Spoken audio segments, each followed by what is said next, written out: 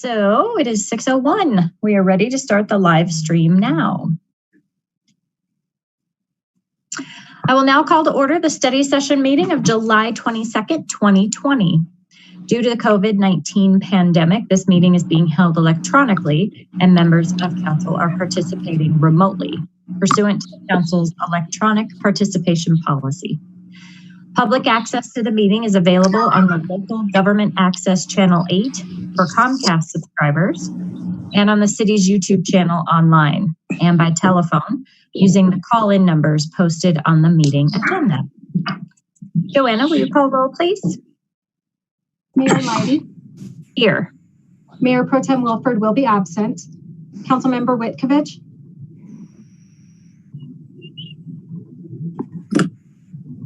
Here. Councilmember Peterson. Here. Councilmember Downing. Here. Councilmember Brown. Here. Councilmember Goff. Here. Councilmember Duran Mollica. Here. Councilmember Escobar. Here. Thank you. Okay.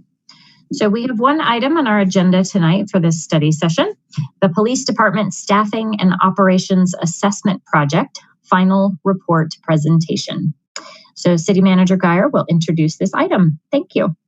Thank you, Mayor Leidy. Good evening, members of council. This evening, in partnership with Chief May, Commander Waltz, and representatives from Barry Dunn, you'll hear a presentation on the findings and recommendations from the 360 Staffing and Operations Assessment. To begin, I think it's important to remind council of how we got here and for the public to understand this context as well. Why an assessment? In 2019, the idea of conducting a 360 Staffing and Operations Assessment was elevated to City Council, and Council had discussion about the idea and supported the idea. We then, at the staff level, issued a request for proposals, received a great response from many organizations across the country that do this work. It was a competitive process. And based on that review, staff brought forward a recommendation for a contract approval with Barry Dunn in December of 2019 for a contract amount of $79,800. Work has been underway since this point in time. What is a 360 assessment? I think it's important for the public to understand that this assessment is a deep dive into the operations and staffing of our police department by an outside third-party contractor, again, Barry Dunn. I often refer to this as taking a look in the mirror, identify what we do well and what we can do better. This assessment tool is intended to help the city move the needle and take the department to the next level. So what does that mean from my perspective as manager? This is foundational work of a high-performance organization, undergoing review by a third party, being open to change, and designing a path forward. Tonight, you're going to hear from the project team who will report out on 41 recommendations. I believe the report is thorough, it's critical, and well done. I believe it provides me and you, as our governing body, with information that will be useful in helping us make strategic decisions moving forward. Last year, during the annual strategic planning process and in my evaluation, City Council asked me to create a 3 to 5 year vision of what I hope to accomplish as city manager. Naturally, I saw this as an opportunity to formally introduce the concept of high performance government. And this is City Council's first strategic priority among the 8 priorities included within the strategic plan. Additionally, public safety is one of those priorities. City Council's vision around public safety is that Northglenn is a safe community to live, learn, work, and play. I'm proud of the department for having the courage to undergo and actively participate in this assessment process. It's been a heavy lift.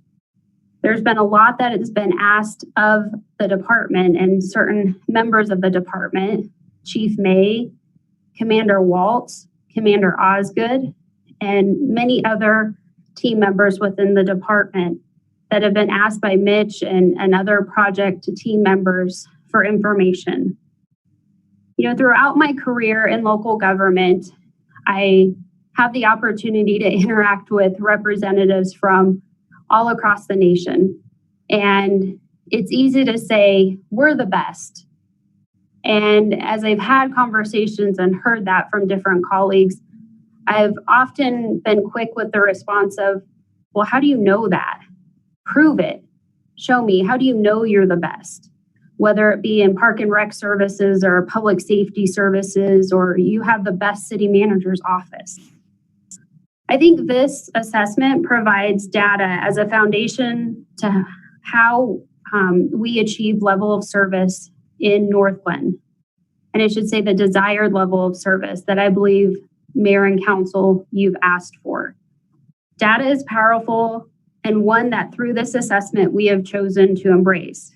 Comparing ourselves against national standards and best practices is an important element of the work we do and what's come out of this assessment. The assessment that is being presented to you tonight, I believe, speaks opportunity. The Northglenn Police Department, from my perspective, is not broken. We have challenges ahead of us.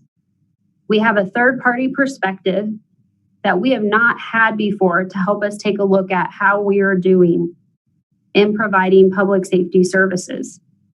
Next Wednesday, we're going to engage the community in a telephone town hall.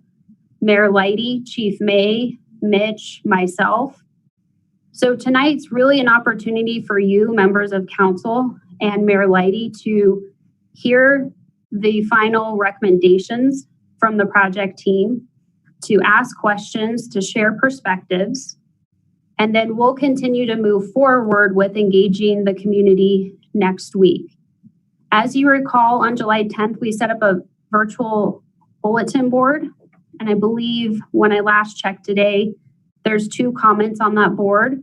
So for community members listening tonight, I highly encourage you, as you listen to Mitch's presentation, that you post questions. If you don't feel comfortable using the bulletin board, you're more than welcome to reach out to any of your elected officials that can share those questions with me and Chief May, as well as Mitch, so we can respond to those next week, as well as reaching out directly to me. Today, Chief May and I met with staff within the department in 2 separate meetings. We plan to meet with PD staff on Friday as well in 2 meetings to go over questions about the assessment, concerns, and overall comments.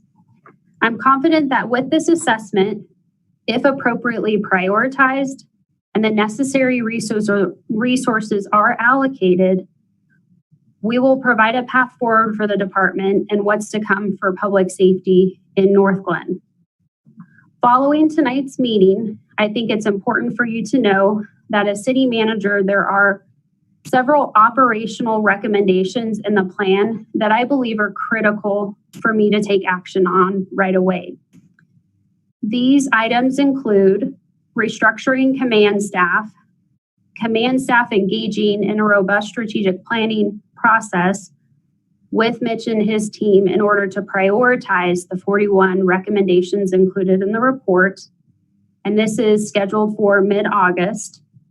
Evaluating the existing 5-year staffing plan that was built prior to my arrival in the summer of 2018, and that translated into what we've been using for how we've moved forward with staffing allocations in the 2019 and 2020 budget. Building an implementation plan for body-worn cameras as a result of SB 217, and I think it's important for the community to know research and work was already underway prior to this legislation being passed, so it's a natural fit in terms of the direction that we're headed.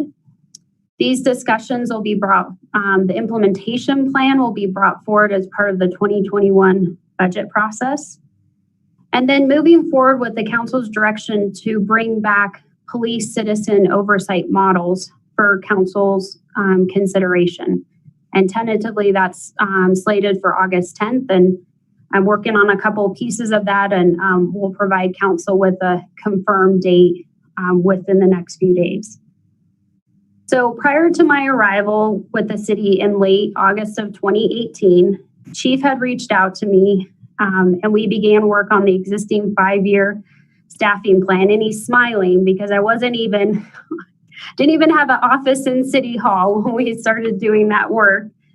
And we also started doing work on the compensation system. Those were two really critically important pieces at the time when I started just a short 2 years ago. You know, it's interesting reading through the assessment that's being presented before you tonight, because again, it's taken us at a new level. It's a deeper dive into the operations and staffing of our department, which I'm really proud of. So Chief and I have spoken many times throughout this process and recently about the work it will take to accomplish and implement the recommendations in this plan. Chief is up to the challenge and he has my full support. As city manager, you hired me to manage the operations of the city. I appreciate your confidence and thank you for approving the funding and overall support for making this project a reality. I look forward to the work ahead of us and hearing your feedback and questions tonight. And, overall, I think it's important for the community to know that we will continue to embrace this work as a reflection of our commitment to fostering trust, promoting transparency, equity, and safety within our city. So thank you for providing me the opportunity, Mayor Leidy, to say a few introductory comments. And with that, I will turn it over to Mitch, our project manager. Thank you. Hi, Mitch. Welcome. Hi. Thanks for having us here. Nice to see you again, Mayor and Council and everyone else that's on. Now, I know that I provided you with a PowerPoint presentation. Yes, I will share that. To be able to show. Yep, I can present that right now. Madam Mayor? Perfect. Yes. I'm having a hard time hearing Mitch. I don't know if I'm the only one. Yeah, we do need to increase the volume. Better? Is that any better? A little bit.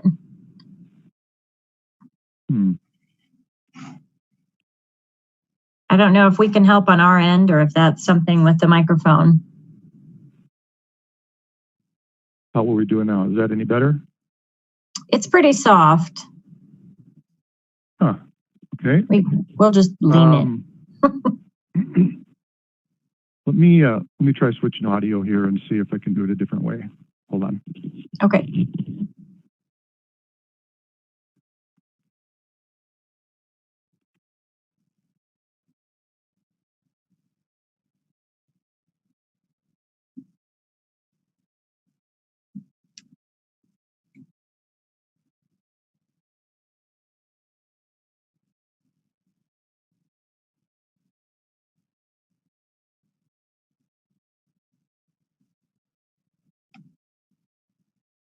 Is that any better?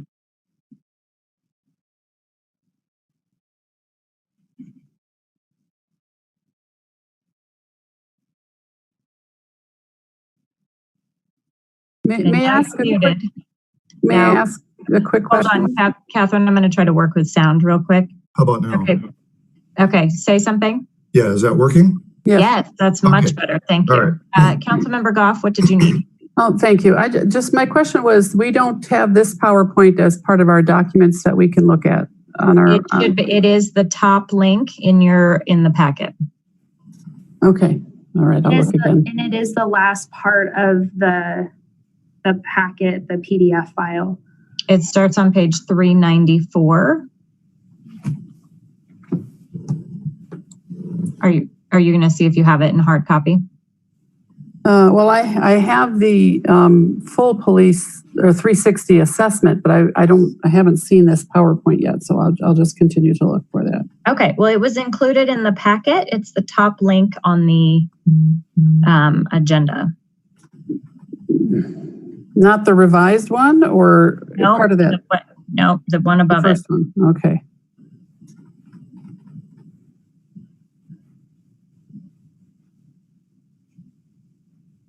And you can follow along here too. Yeah, that's fine. Don't wait for me. I was just Okay. asking. Thank you. Okay. Okay. All right. Thanks. All right. We better on the volume now? We are, Mitch. Thank you Okay, so much. You great. ready to go? Yeah. Okay. So you can go to the next slide, Mayor. Okay. So just a few things. Want to talk a little bit kind of before we jump into things. And I want to say, first and foremost, thanks to Heather for the nice lead in. Obviously, this has been a lot of work, and we've worked very closely with a number of members of the department, and certainly with the city manager along the way, and have appreciated all of that assistance. A couple things that I want to kind of lay out. First of all, Fred Fletcher from my team is also on the line. He happens to live in a mountainous area of your state where the internet is poor, so there's no video, but he is on the line, and I may defer to him on some things as we go through the presentation as well. One of the things that the mayor mentioned is that the police department's not broken, and I want to highlight that. And first of all, come out and say I concur. If you looked in the report, one of the things that we note at the beginning of the report is that when you do a study of this nature, you have a propensity to find things that need work. It's a lot harder to find things that you can wave a banner and cheer about. But I don't want anyone consuming or reading the report to think that there aren't those positive things. We saw many positive things about the police department. There's clearly intentionality surrounding community engagement, and the work that the department does on a daily basis is very positive. So just to frame the entire discussion, yes, there are a number of recommendations, but I want to make it clear that this is not uncommon. When we do a study of this nature, of this depth, it's not uncommon to have 45 to 50 recommendations. And so the number really is not significant in terms of it being an oddity or any indication of a greater level of challenge here than perhaps anywhere else. The other thing that I would point out is that there was and has been substantial work occurring throughout this entire process. Early in the process, we identified some issues that we felt the department needed to act on promptly. We brought those to the city manager and to the chief, and the department took immediate action on some of those more critical issues. But also throughout the process, as we've been in conversation with Chief May and Commander Waltz, particularly, who's really been our main point of contact, we've had conversations about a variety of different things that they could work on in the interim. As you might imagine, it certainly makes sense to act and move on those things throughout the process rather than waiting for the full report to come out and then saying, well, gee, we have this mountain ahead of us. So there is, the police department did do a lot of work, and some of that is highlighted in the appendix within the report. There's a couple other pieces that I want to point out. Pardon me. First of all, somebody alluded to it, and I think it may have been even before we went live, but there was a comment made about a revision to the report. One of the things that we do in our process is we provide the report back to our clients and ask them to evaluate it for accuracy. And there was an area that did not get picked up during the review process, but we were made aware of following the review. And it had to do with a statement about qualifications, training, and experience for the investigators within the department. We erroneously reported that in an understated way. So there's about about two paragraphs in the middle of the report that we modified, and we did send a final updated version to the city this morning. The other piece that I would mention is we also have created an executive summary of this document. As you no doubt realize, it's very lengthy, and for those of you that have had to read it, I would just tell you that it takes longer to write than to read. So you have my sympathy, but it is long. But the executive summary, just so we're clear, is an identical version of the main report, except that the supporting content has been removed. So effectively, it has all the recommendations and the summaries from each of the chapters, as well as a list of the full recommendations at the end. So for your purposes going forward, if you want to quickly scan into certain chapters for summaries or recommendations, you'll be able to do that through the executive summary. And I know that that document is going to be forwarded to you relatively soon if it has not already. So real quickly, again, everybody understands, I think, what we did. What we did is as the city manager mentioned, a very deep dive into numerous operational aspects of the police department. I'd certainly be remiss if I told you we looked under every single rock. What we did is looked at the areas really that require the most focus and have highlighted those within the report. The areas of principal concern typically have to do with operational items, culture, and leadership, but also looking at staffing, particularly within patrol and investigations and specialty units. So as you've no doubt noticed by reading the report, a substantial amount of work effort has gone into developing the content surrounding those questions. What we will do today is, through this presentation, is cover some of the key recommendations. We're not going to go over all of them. Certainly, there are some that may be of greater value to others. We've picked out what we feel are the ones that typically raise the most questions or that are the most pertinent for a presentation of this nature. I will say that obviously there will be an opportunity for questions at the end, but if there are, if you have a question that's burning a hole in your pocket, please feel free to interrupt me and I'll answer it. Or if nothing else, I'll let you know that we're going to cover that a little bit later in the presentation portion of this. Mayor, can you advance the next slide, please? Thank you. So we're going to talk first a little bit about patrol and how we do the evaluation of patrol. As Manager Geyer mentioned, we gathered a lot of data and we asked the department to create a lot of data. Some of it was through worksheets. Some of it was through surveys. Some of it was through, a good portion of it was through interviews and direct, pre-COVID, direct interviews sitting down with a number of folks, including many of you.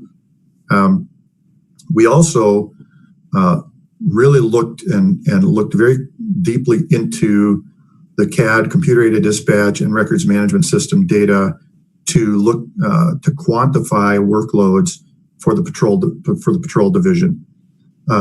We also looked at other sources and other comparative sources.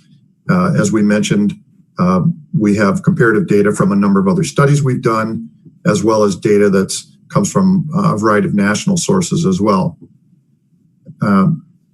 It is a fairly lengthy process, and we do a substantial amount of analysis of the data, and that, frankly, is what takes a good portion of the time and what oftentimes takes us a while to get to this particular point. I want to just briefly talk about the workload model. And again, if you've had a chance to look at the report, you probably already saw this in some fashion. But we separate work in the patrol division between operational labor, administrative labor, and uncommitted time.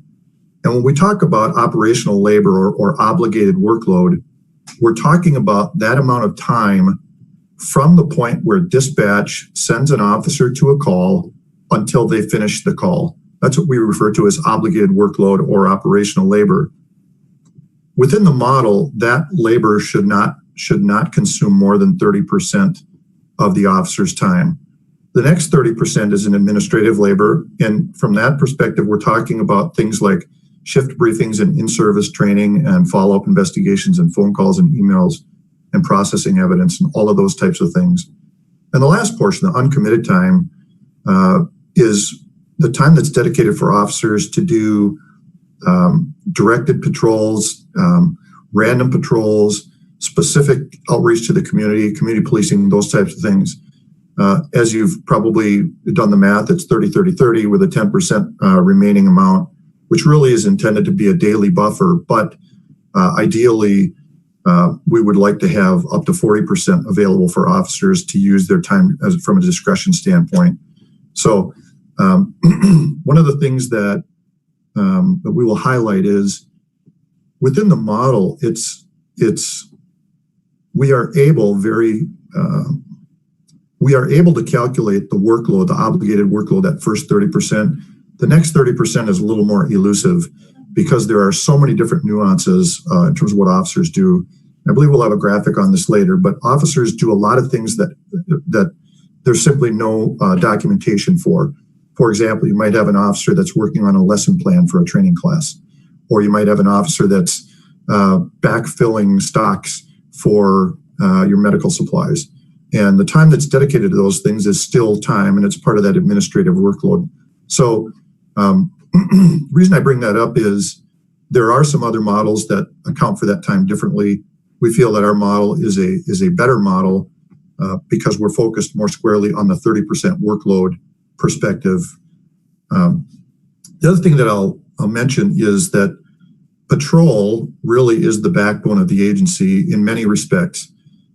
It's the first point of contact typically for the community, and the work that patrol does generally funnels throughout the organization in a variety of different ways. And for that reason, it's really important to prioritize and optimize patrol and patrol staffing so that they can most efficiently produce the work that they need to produce. Mayor, can you advance the slide, please? And I will apologize in advance. I'm violating about 73 different PowerPoint rules as far as the size of data and how much information is on each slide.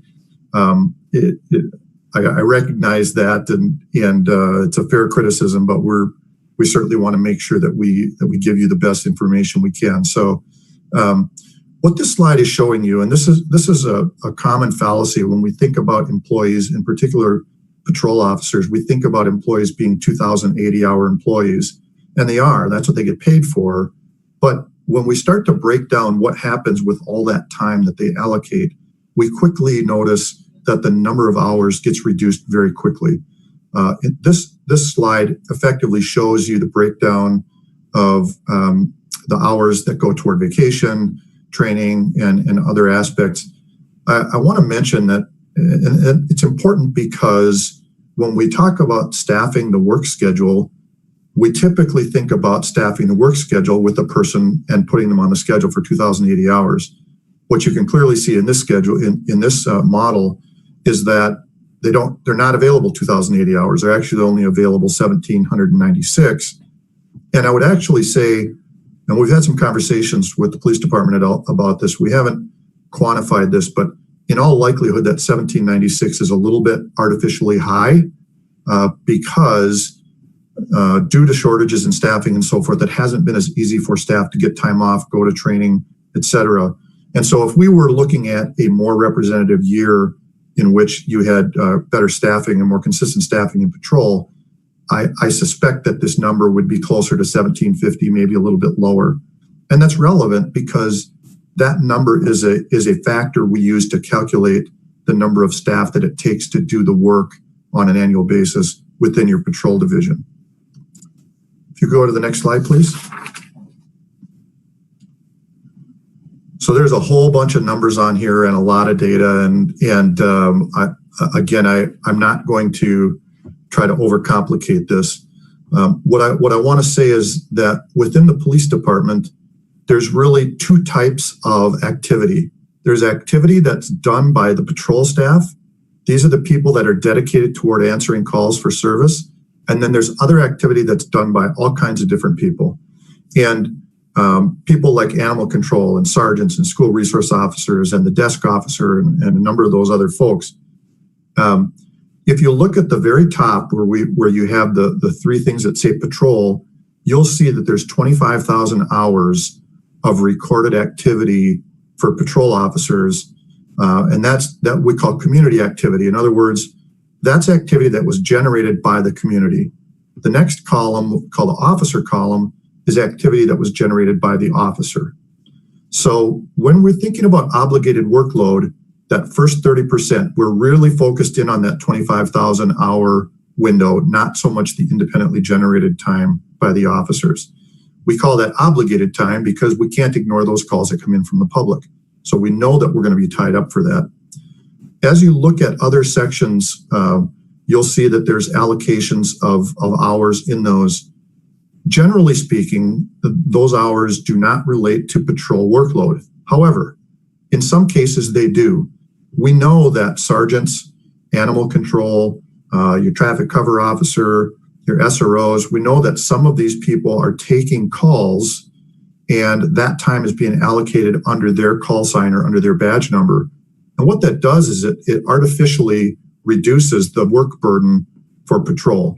In other words, those officers really should be doing other things, but because patrol is short-staffed or burdened with other work, they come in and back and take those calls. We refer to that as supplanting. In other words, we're supplanting additional hours and infusing additional hours into the patrol division that we really can't count on a consistent basis. And frankly, that work detracts from the other duties that those personnel are supposed to be doing in the first place. Within our model, we have captured a portion of that supplanting time and added that back in, and I'll show you that a little bit later as we move along. Mayor, could you advance the slide? Thank you.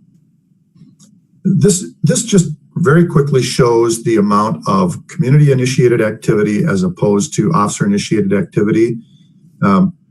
This model varies from community to community. I'll show you a little bit later in the presentation, and you may have read this in the report, but there is a significant disparity in when officers within the Northglenn Police Department are able to exercise officer-initiated activity. We see that the call volume and the workload burden is very substantial during the meat of the day, really between 10 a.m. and 10 p.m.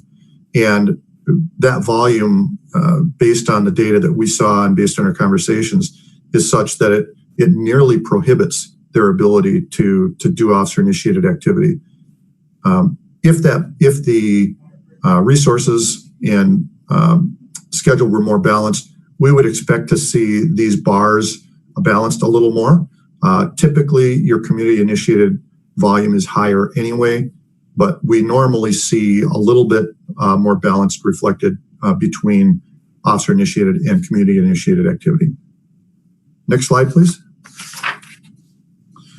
This is another one of those really horrible slides that has way too much stuff on it, and frankly, I just couldn't resist putting it in here.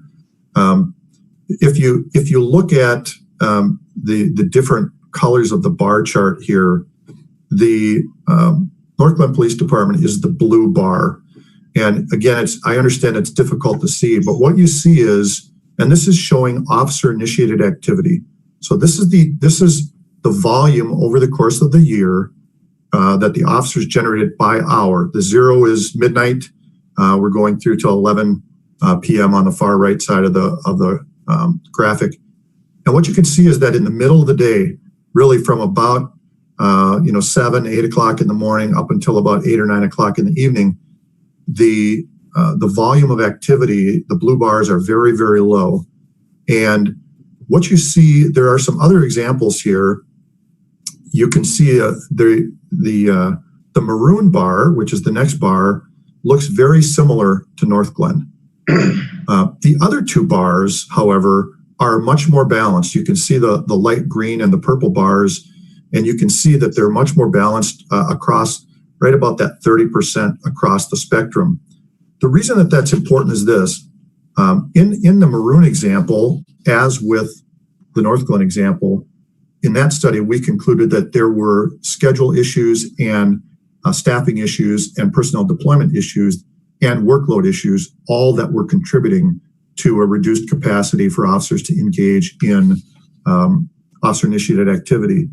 And the reason that's really important is as an agency that is committed to community policing, officers, patrol officers, the frontline staff of the police department need to have sufficient time to dedicate to those activities. It's of little value, I won't say none, but of little value for officers to have time to do community policing between 10 p.m. and 6 in the morning. Most of our constituents really aren't going to be too excited for us to knock on their door and ask them to hold a meeting at that time. So what we see here is a pattern that is reflecting a lot of encumbered time by the officers during the middle of the day, when, again, we would really like to free up time for them to be able to do officer-initiated activity and community policing activities as well. The other thing that I would say, and during the course of this study, we heard pretty much from every corner of the study, internally from staff, we heard it from council members, we heard it from community members, concerns about traffic enforcement. This is a very good indication as to why those concerns are there. These officers, frankly, have such little time to dedicate to traffic enforcement. There's likely been a bit of a gap there in terms of dedicating the amount of time we'd like to see them dedicate to that. And I realize that the department is moving to, is implementing a traffic unit. And while we certainly acknowledge that and recognize the value in that, that's a small number of people and they can't be everywhere either. So traffic enforcement needs to be a responsibility of all the patrol staff. But again, they have to have the time to be able to do that. Would you advance the slide? This is a quick breakdown on where the officers spend their time. This is based on the number of different events. And if you remember back at that early slide where I talked about the 25,000 hours, those 25,000 hours are spread across approximately 18,000 calls or events within the community. If you look at this, you'll see that the top 6 events, the top 5 are all service-related events. So welfare check, suspicion, alarm, motor vehicle crashes, and civil. Those are all, the volume of those are all related to service, not criminal activity. The top 15 that you see in the table, the top 15 events here account for more than 60% of all the activity that the police department does. So there is a lot of there's a lot of service-related activity in the department, and the numbers reflect that in terms of the percentages that are spent on service versus criminal activity as well. Mayor, could you advance? This slide shows the calls for service by month. One of the things that we want to look at is how do our call volumes, how are they reflected across the calendar? Do we need to make adjustments within our work schedule to accommodate peaks in volume based on month, day of the week, that kind of thing? This chart reflects, if you see the top 2 bars, that's the criminal incidents, and then the green is the service incidents. And there are some fluctuations across the months. Between April and August is your higher volume times. However, in aggregate, as we look at those totals, and we start to break it down, the variations are not sufficient enough for us to schedule differently across the months. So let me say that a different way. There's no need for us to schedule more people and more shifts between April and August than there is throughout the rest of the year. Generally, if we have the right number of people working, they'll be able to manage the volume across each of the months without any challenges. You go to the next slide, please. Similarly, this is the activity by day of the week. And you can see the blue bars represent all of the community activity, and the red bar is the officer-initiated activity. You'll see that both of those are very consistent across the spectrum. If you do the math, your highest peak is Friday, your lowest is on Sunday, and the variation is about 2 calls per day. So again, really not a reason to adjust staffing based on day of the week. If you could advance, please.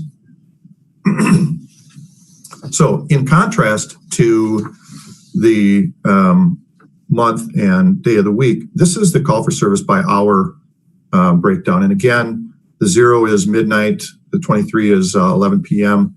And what you'll see is a bell curve where the low volume of activity occurs about 4 o'clock in the morning, and the peak is occurring right around 5 o'clock in the evening. I will tell you that this pattern is nearly identical everywhere we go. People, for the most part, are sleeping overnight, and the volume of activity just drops off by 9, 10 o'clock, and it doesn't start picking up until people start getting up in the morning and heading off to work. That's extremely, extremely typical. What you see in the maroon bar, and it's much more visible in this graphic, is the officer activity. And take a look at how low the officer-initiated activity is, really from 7 o'clock in the morning till about 4 o'clock in the afternoon, really all the way through till about 8 o'clock in the evening. Again, back to that volume issue and challenges in officers having sufficient time to dedicate to officer-initiated activity, and again, to community policing. If you could flip to the next slide. This is really another graphic that kind of shows the same information, and it shows really kind of by shift. So if we look at from 7 in the morning till about 5 in the evening, that's the mauve or the pink color. You see that about 50% of the volume comes in there. The light blue is from 3 p.m. till about midnight, and you have about 55% of the volume coming in there. And then from about 9 o'clock at night till 7 in the morning, you have about 25%. Again, that's very, very common and very typical. One of the things that we like to explain here is that although our volume at night is significantly lower, we don't, and it's not wise for us to staff based on that number. In other words, it would not be smart of us to put 80% of our staffing on between 7 in the morning and 11 at night, because it would leave us with too few personnel to manage activities in the evening. Also, typically overnight is when more serious calls tend to occur, when more backup is required and so forth. So even though there's a smaller percentage, we still have to distribute personnel appropriately to make sure that they are able to manage the calls. And again, you'll see on the left side of the bar, we've broken it down by 8-hour shifts. From 11 p.m. till 7 in the morning, you have approximately 16% of your volume. Again, that's very, very common. That somewhere between 15 to 18% is a very common percentage for overnight activity. Mayor, if you move forward. This is an important graphic for people, because what this shows is how police officers take their time off. And what you can see are the peaks and valleys based on the patrol staff and when they take vacation or other leave. And obviously you can see there's a huge peak in January, again in the middle of the summer, and then in November and December. The reason that this is important is when we construct a patrol schedule, we typically, most police agencies use what we call a balanced work schedule. In other words, we take the 2,080 hours and we spread them evenly across a calendar year. The problem is that when we have peaks in leave time, it challenges our ability for the schedule to maintain consistent staffing of personnel. So there are other scheduling models that are more flexible in that regard, and certainly those are models that the department may want to consider. But this type of activity, what it shows us is the challenge in maintaining consistent staffing across the calendar months and across the days as well. If you go to the next slide.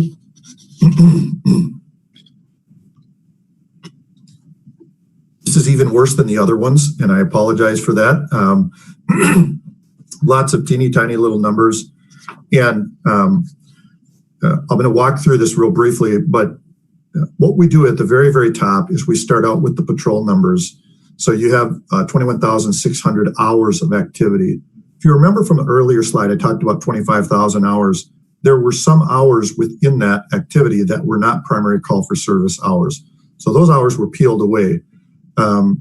There's also certain activity that we know is obligated workload, but it gets into the wrong category from the CAD records. For example, if an officer comes across a criminal activity, like a burglary, for example, that might show up as an officer-initiated activity, but in reality, had the officer not come across it, somebody would have called and reported it. So that volume really is obligated workload. Similarly, officers come across motor vehicle crashes from time to time, or they're flagged down by the public for various activities, and those things are added back into the calculations. There's also some, as always, there's some challenges in the data. We removed certain hours that were clearly erroneous data. Typically what happens is an officer goes on a call, and for whatever reason, they don't notify dispatch that they've cleared the call, and so it shows that they've been on the call for 16 hours, which we clearly know is not true. And so those types of anomalies are removed. So if you look at Model 1 and we look at strictly the activity that's captured through CAD for the patrol officers, what we see is that the volume of activity is such that it's about flat. In other words, according to that data, you have the correct number of patrol personnel to manage the workload. But if you recall, I talked about supplanting, and I talked about how certain portions of the data really belong in the patrol category. So as you move across the models, you'll see that we've added in the sergeant's data from the sergeants and from the traffic cover officers. And when we do that, and we put that volume back in, we get over to Model 3A. And Model 3A, based on that data, reflects a need for 7 additional personnel in the patrol division to manage the existing workload. Again, that presumes then that those other staff members would be able to dedicate time to the duties that they're supposed to be, rather than backfilling the needs for patrol. Again, there are, based on this model, it's you currently have 39 officers in patrol. This model suggests that you need 7 additional officers.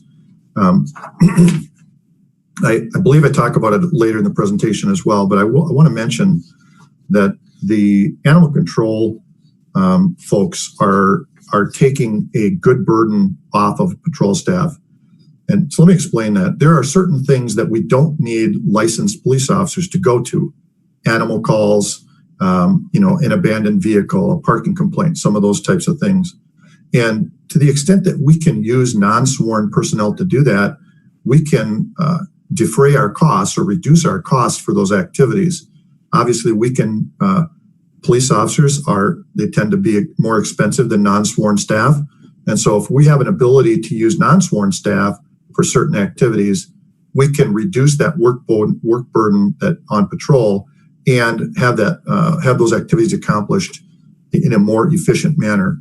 Our recommendations, our ultimate recommendations on staffing, are really predicated on a model in which you expand your current animal control unit from 2 to 4 personnel. And those 2 additional personnel translate directly into a reduction in need for 2 sworn officers. So there is a cost savings there from that perspective. You could move that to the next slide.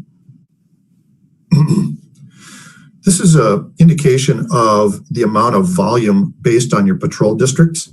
And what you'll see is that although the size, the geographic size of your patrol districts is very similar, ranging from about 1.4 to about 1.8 square miles, the population is not similar, and neither is the volume.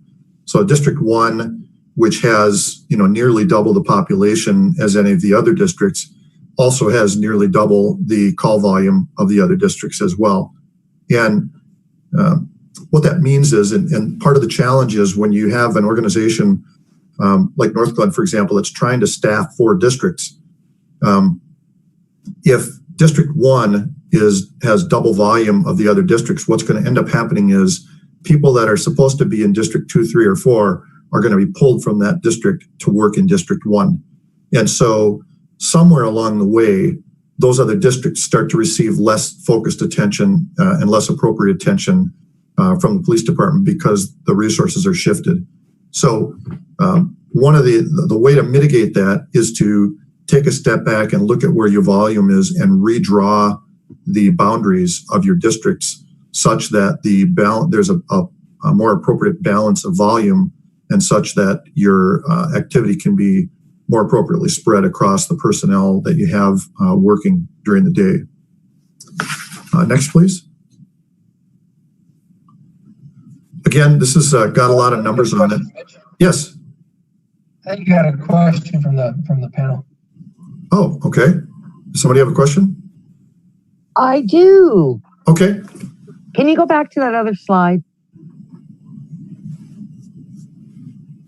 When I'm looking at this slide and we're just talking about the police department, are these districts what are drawn into their schedule? Is that how they define where they're going? Or are you referencing their separate wards?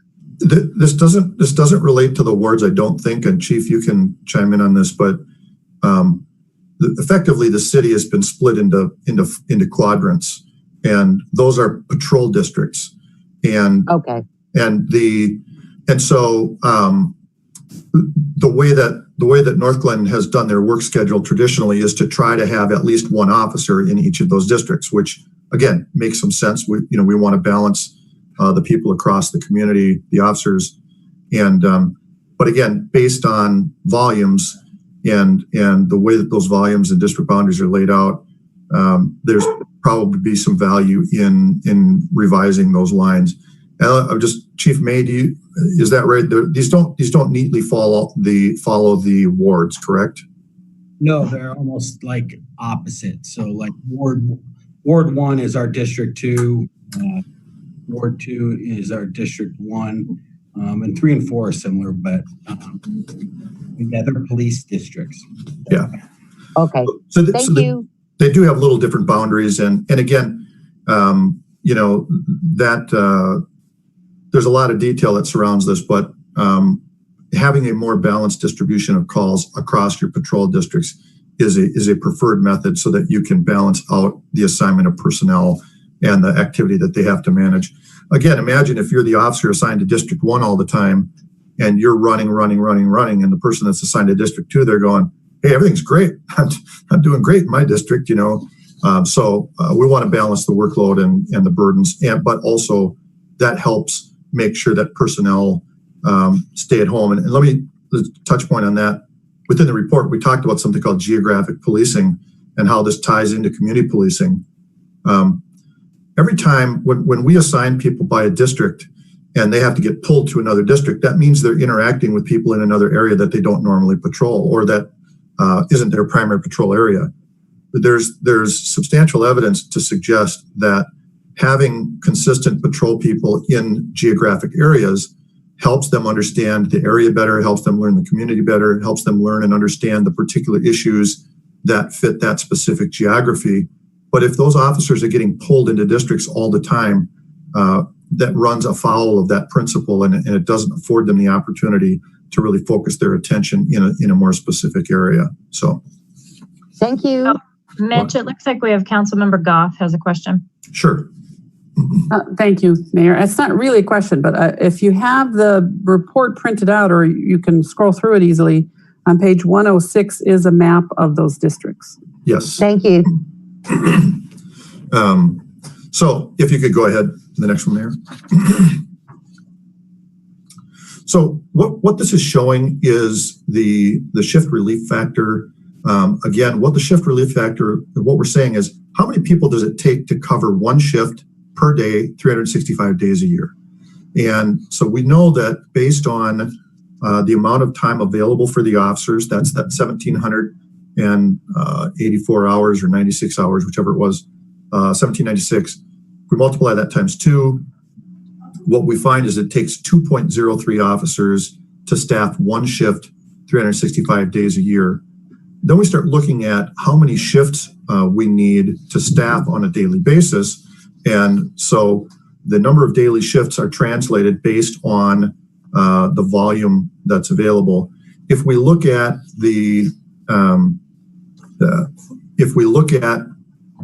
if you remember back in the prior slide where we were talking about the different models and the percentage of activity and the number of officers needed, if we look at the total workload volume, including the supplanting volume that's being added by other staff, what we find is in this, what we call CAD and supplemental toward the bottom, the number of daily shifts required is 24 to manage the volume, and that translates into 49 officers to manage that volume.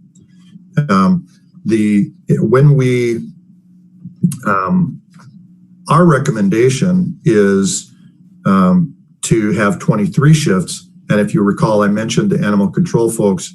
If you add 2 animal control people, that translates into a reduction of officers and a reduction of number of shifts.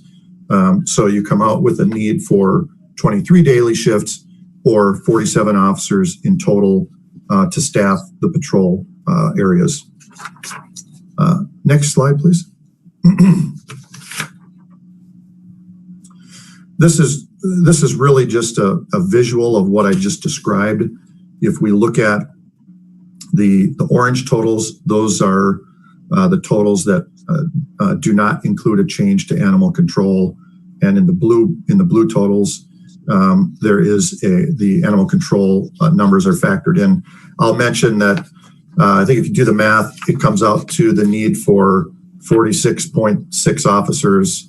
Obviously, we can't hire a 0.6 person, so we do round up to get to 47 officers in order to cover all of the shifts across the daily needs. And again, assuming the section 2 of this model presumes expanding the animal control unit so that they would cover effectively 2 shifts per day, 7 days a week.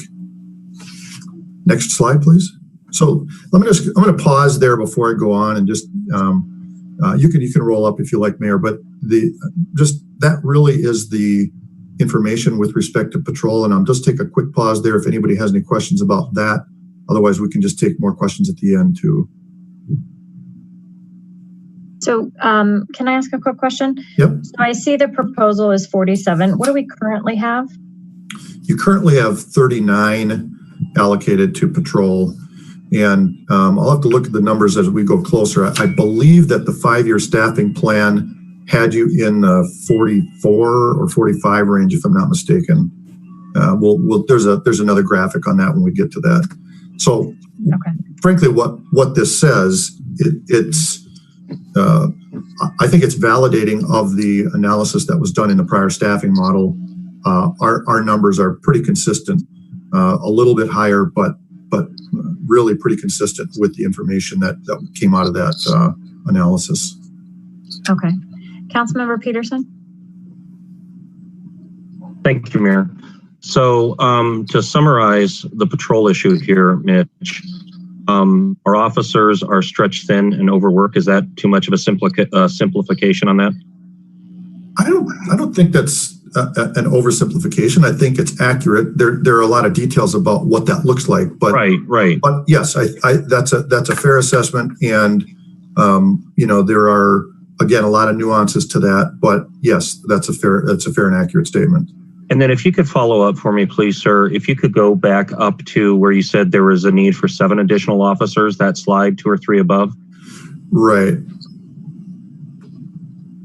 there. Yeah, I don't see the math.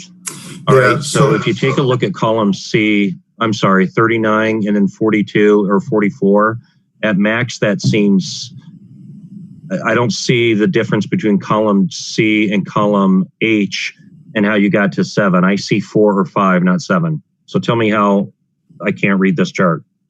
Okay,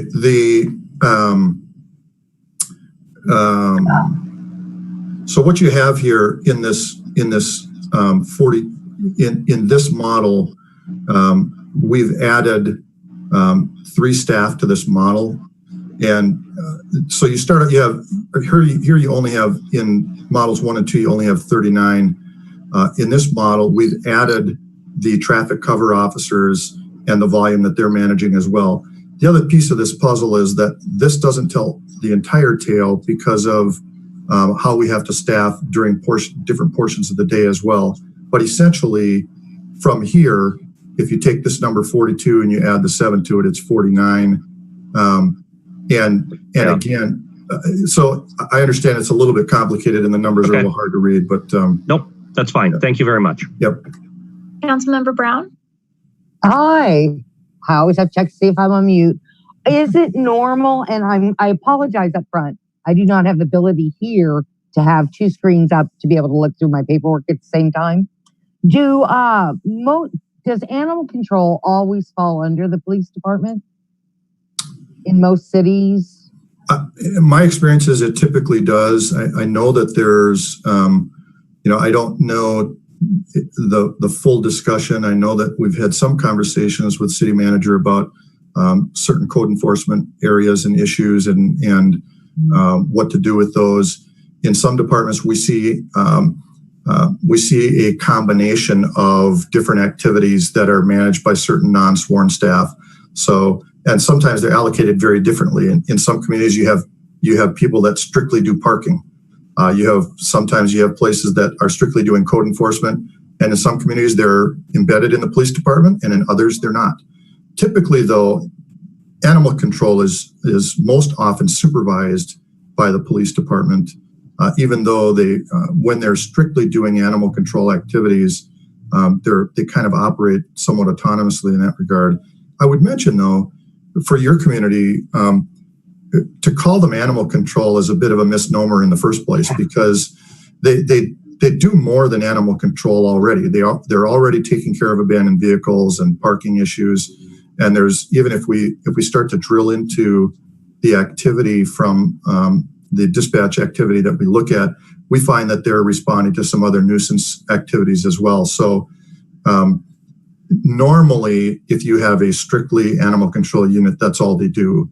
Your unit is already, frankly, kind of doing community service officer work already. It would not be a significant expansion of their duties to add, for example, working on standing by on a motor vehicle crash. So if you can imagine, the city certainly has a lot of motor vehicle crashes, and you have an officer that's busy taking care of writing the paperwork, and typically you have one or two other officers that have to be there to manage traffic.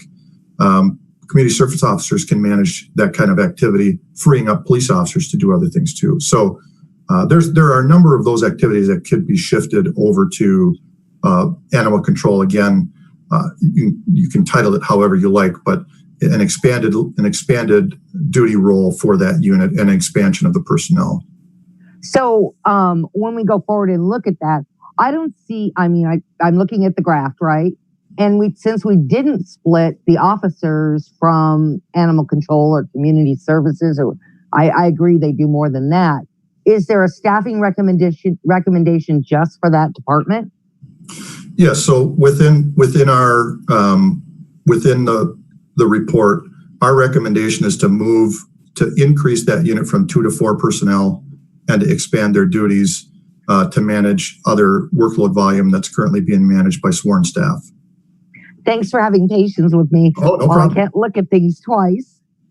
No problem at all. And I'll mention, you can see that if you look at this graphic that we have up here under Model 4, and I understand it's really hard to see, but on line A4A where it says animal control, they're reflecting about 1,300 hours of activity. That's a lot of work volume. So for we're effectively saying that a police officer should manage about 500 hours of obligated workload. Between the two of them, they're managing about 1,300 hours, or a little more than 1,250 hours. So it's a fair amount of activity. Okay, thank you very much. Councilmember Goff. Thank you, Mayor. I just have one quick question. I think it's quick. What other non-sworn staff do we have in the Northglenn Police Department besides animal control?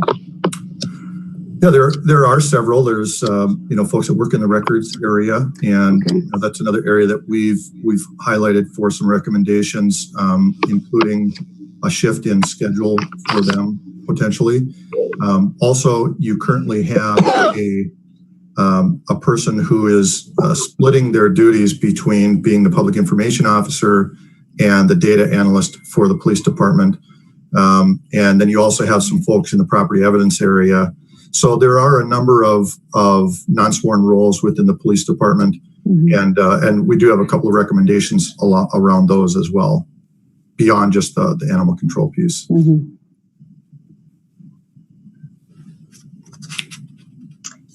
Any other questions about this section? And by the way, the screen I'm looking at, I can't see everyone on video. So if somebody has a question, Mayor, if you could just chime in or flag me down or something, that'd be great. I'm looking at it. If they use their blue hand, I see it, and I'll jump in. Perfect. But yeah, I think so far so good. You ready to keep going? Yep. We'll move on to the investigation section. So again, like patrol, investigations has a lot of metrics associated with it. And what we look at really are the caseloads that the investigators are managing. We look at the number of people that they have there. We collected a lot of information on personnel data similar to patrol. We conducted a number of interviews, did observations, and also conducted a survey in terms of how they spend their time. I will say that although we've provided you with what we think is a reasonable analysis of your investigative needs, it's very difficult across the spectrum to analyze investigations units. There are many, many nuances that complicate evaluating that, and we'll show you a little bit of that as we go through some of the slides here. So if you want to move on to the next one, Mayor. I'm not going to burden you with a lot of discussion on this. This is a similar table to the one we had with patrol. Here you'll see that the average availability for your investigators is about 1,740 hours. That's actually closer to what we would expect, and you can see that it's also closer to the study averages that we've seen in other places. My suspicion is that's a fairly accurate allocation. So why is that important? We have to understand that investigators, they have 1,739 hours available. That doesn't mean they spend all of their time doing investigations. And again, that's another misnomer and misunderstanding of the process. Some of their time is spent doing other things. And so we need to make sure that as we evaluate what the demands are for investigators, we take a look at what their time availability is. So we'll look a little bit at that a little further as we go on. If you could go to the next slide, Mayor. So just so we're clear, the investigations unit does not, you do not have dedicated investigators. So some police departments have a property crimes unit or a major crimes unit or a sex crimes unit or whatever. Although there are investigators within the police department that have special skills, and those detectives oftentimes receive certain types of cases, your investigation bureau is run in a more general investigation format. So essentially, cases of effectively all nature might be distributed across to various investigators. You also have in your process some investigator positions that are permanent positions and some that are rotating positions. And the value in that is you have an opportunity to bring people in, cycle them through the investigations unit, learn more about how to do investigations, and effectively turn them back out to patrol. One of the challenges in that is, there's a couple challenges. One, based on those rotating processes, oftentimes those individuals aren't in role long enough to develop the real specialized skills that it takes to do some of the more complex investigations, whether that be a significant financial crimes or fraud case, perhaps a significant homicide case, or a significant sex crime case. So there are some pros and cons to using rotating positions within investigations. One of the other comments that was provided to us was that there have been personnel within the police department that were in a rotating investigation position, and rather than be forced back to patrol, they've left the department. And certainly, if that's a persistent issue, that's something that should be addressed. We don't want to lose good people, and if somebody's comfortable in contributing within an area, we want to leverage that and try to retain personnel. That's obviously a key factor for the department. So with all that said, what you're seeing here is that this is the number of cases that have been assigned by year 2017 through 2019. There is a shift, a reduction of cases between 2017 and 2019, and what we've been told is that there was a shift internally to ask the line officers, patrol officers, to manage some of the lower level criminal investigations on the calls that they've handled. And so in all likelihood, if that's the case, that would explain a reduction of nearly 200 cases being routed through the Investigations Bureau between the 3-year period presented here. So you haven't, your crime numbers have not declined. So without understanding of that shift, we would be asking ourselves, gee, why are we assigning less cases to investigation? Having said that, we also find that as investigations units become overburdened, they start to assign less cases, and they are more apt to say, "Yeah, you know what? There's really not much to go on here. Let's put our efforts into another case where we really have strong and solid leads that we can pursue. Maybe we'll come back to this case at a later time." And in many cases, a later time just doesn't come. So that may or may not be at play here with regard to some of the reduction in numbers. And as we outlined in the report, there is a process called using solvability factors, and solvability factors relate to certain criteria that we can quickly evaluate that give us an idea as to whether a case can be successfully investigated and brought to conclusion. And although the department does use these kind of in an ad hoc fashion, they're really not being used consistently and persistently, and doing that would likely improve preliminary investigations and also help the folks that are doing assessments of which cases to assign. It would help them more accurately assess the value in investing investigator time to try to resolve those cases. So one of the challenges is that there are, and we point this out in the report too, there are some reporting challenges in terms of caseloads, supervision of caseloads, how long cases are being kept active, how much work effort is being done on cases, and whether they're closed, et cetera. For those reasons, there were some challenges for us in trying to determine case clearance rates, for example. So what's the percentage of time that certain types of cases get solved? And as we've recommended within the report, a series of different steps to improve those reporting processes and supervisory processes such that it will be easier for the department to make those assessments going forward. So we go to the next slide, please, Mayor.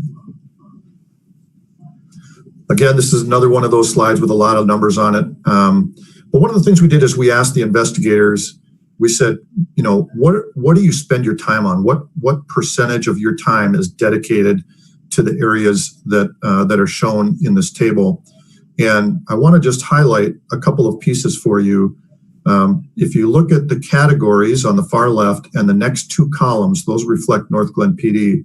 The next column reflects about 8 different studies that I've personally conducted, and the percentages associated from those agencies. And the last 3 columns are part of a national study that I conducted, in fact, really the first and only of its kind that I'm aware of to chronicle this kind of data across the country. That study received about 1,000 responses from investigators and investigative supervisors across the country.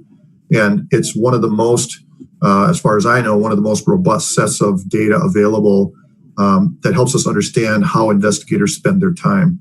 And it's important because if you look at the categories, the areas that we've highlighted in blue are areas that typically don't contribute directly to investigative work.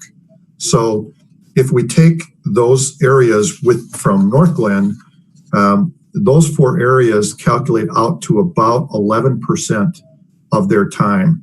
So if you remember back on a prior slide, we talked about the amount of available time they have being 1,739 hours. We have to take another 11% off of that, which is roughly 191 hours. And again, that's time that really is not available to them to dedicate toward actual investigations of cases. You could flip to the next slide. So this chart may look a little funny. It's done this way on purpose. Normally, when we have our other agencies that have different investigative units, you would see the right side of this table filled in with numbers. Because Northglenn uses a general investigation format, we've given you different categories, but effectively tallied them all at the end.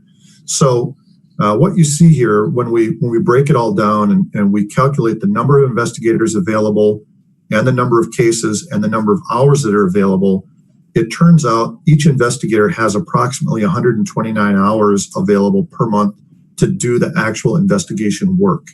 And if we break that down based on cases assigned, that translates into about 16 hours of investigation time per case. So could you go to the next slide, Mayor? And here's why this is important. Again, this data that you see here comes from a series of prior studies. And what it shows is for the agencies that we studied that had the capacity to understand how many hours were dedicated to different types of crimes, we can see that the range here is substantially higher in virtually every category except for the DV cases. And so what that tells us is, based on the fact that we're only reflecting 16 hours of available time currently per case, you can see, looking at these different categories, that it's really woefully inadequate across the spectrum of all the investigations. Obviously, certain cases, if you have homicides, they can run into gigantic numbers and other major crimes. But really, overall, the number of hours that are required for investigative effort really run somewhere between about 25 to 40 hours per case on an average basis. So if you could go to the next slide. So all that's to say that, and we made some recommendations to add investigators. Some other just general investigations. One is a Start by Believing campaign, and we talked about that in the report. There is, as always, a need to make victims feel welcome, to make them feel that they're being heard, to make them feel that their voice is and their story is believed. There are many times cases that come through that seem rather outlandish, and we might be in our own minds thinking that this can't even be true. But it's important for us to start by believing and make sure that those folks that are reporting have that sense that they are being valued in the process and not re-victimized in some way. We also in the report talked about increasing the use of the Advocacy Center for doing forensic interviews of juvenile victims. That's another way to improve the process. And in fact, this is the area that I talked about, the report revision. But essentially, what we're recommending is a multidisciplinary team to engage in specific interviews of juvenile victims because of the sensitivity and the nature of how interviewing juveniles needs to be done in order to produce valid information for use in the investigation and prosecution. Another thing we talked about was revising some of the case assignment monitoring and closure rates. Again, this is about understanding better the volume of activity that's coming through investigations. How is it being monitored? How much time is being dedicated to different cases? And you have a record system that can do this, but there are some things that need to be done in order to revise that system to produce that data for you. Also, we've suggested adding 3 investigators to your cadre in order to increase that bottom line, that 16-hour per case number. I will tell you, it's my assessment that you likely need more than that. But from a data perspective, there are some challenges in making a broad statement that supports adding more than 3 investigators at this time. I think that if you were to follow the track that we've established in terms of case monitoring and tracking, my suspicion is that a year or 2 from now, when you have better data, you'll likely see that there's an even greater need than what we've suggested here. The other piece we talked about is the rotational assignments. We recognize the positive pieces of that, but as I mentioned, if this is costing you personnel, it's certainly worthy of another look and consideration as to whether that's the right model to use, and certainly we would recommend that. So with that, any questions on the investigation piece so far? Councilmember Brown. Oh, I'm so sorry. I just question everything. I'm wondering, and I think you talked about it. Is there a thought that there would be a team of investigators that would just handle everything to get the hours free from the police, with the additional staff on the investigators, if we were to get 3 investigators, and then the 7 police officers? If I understand your question correctly, the question is, does adding investigators relieve work burden from patrol? And the answer to that is no, we wouldn't expect that. It's common for police departments to have patrol officers perform preliminary investigations. So gathering that initial information, as I mentioned, the use of solvability factors, and I don't want to get too detailed on that, but these are factors and criteria that we can use to help us understand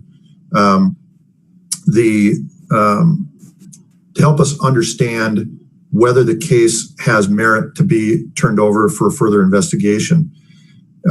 When we gather those very intentionally at the patrol level, what we end up with is a better preliminary investigation, which tends to then better inform your investigative supervisors in terms of where to place the bulk of their efforts.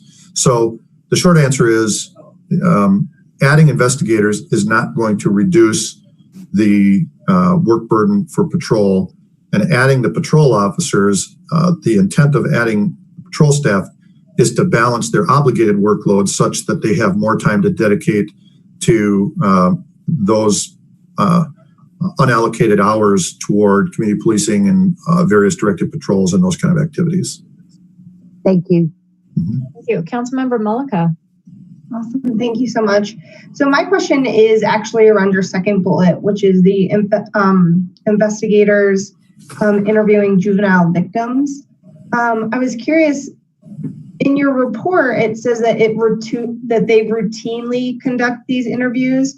What percentage of these do we do versus do we use the Advocacy Center for? And then what barriers are currently in place for us for that policy shift that you're recommending?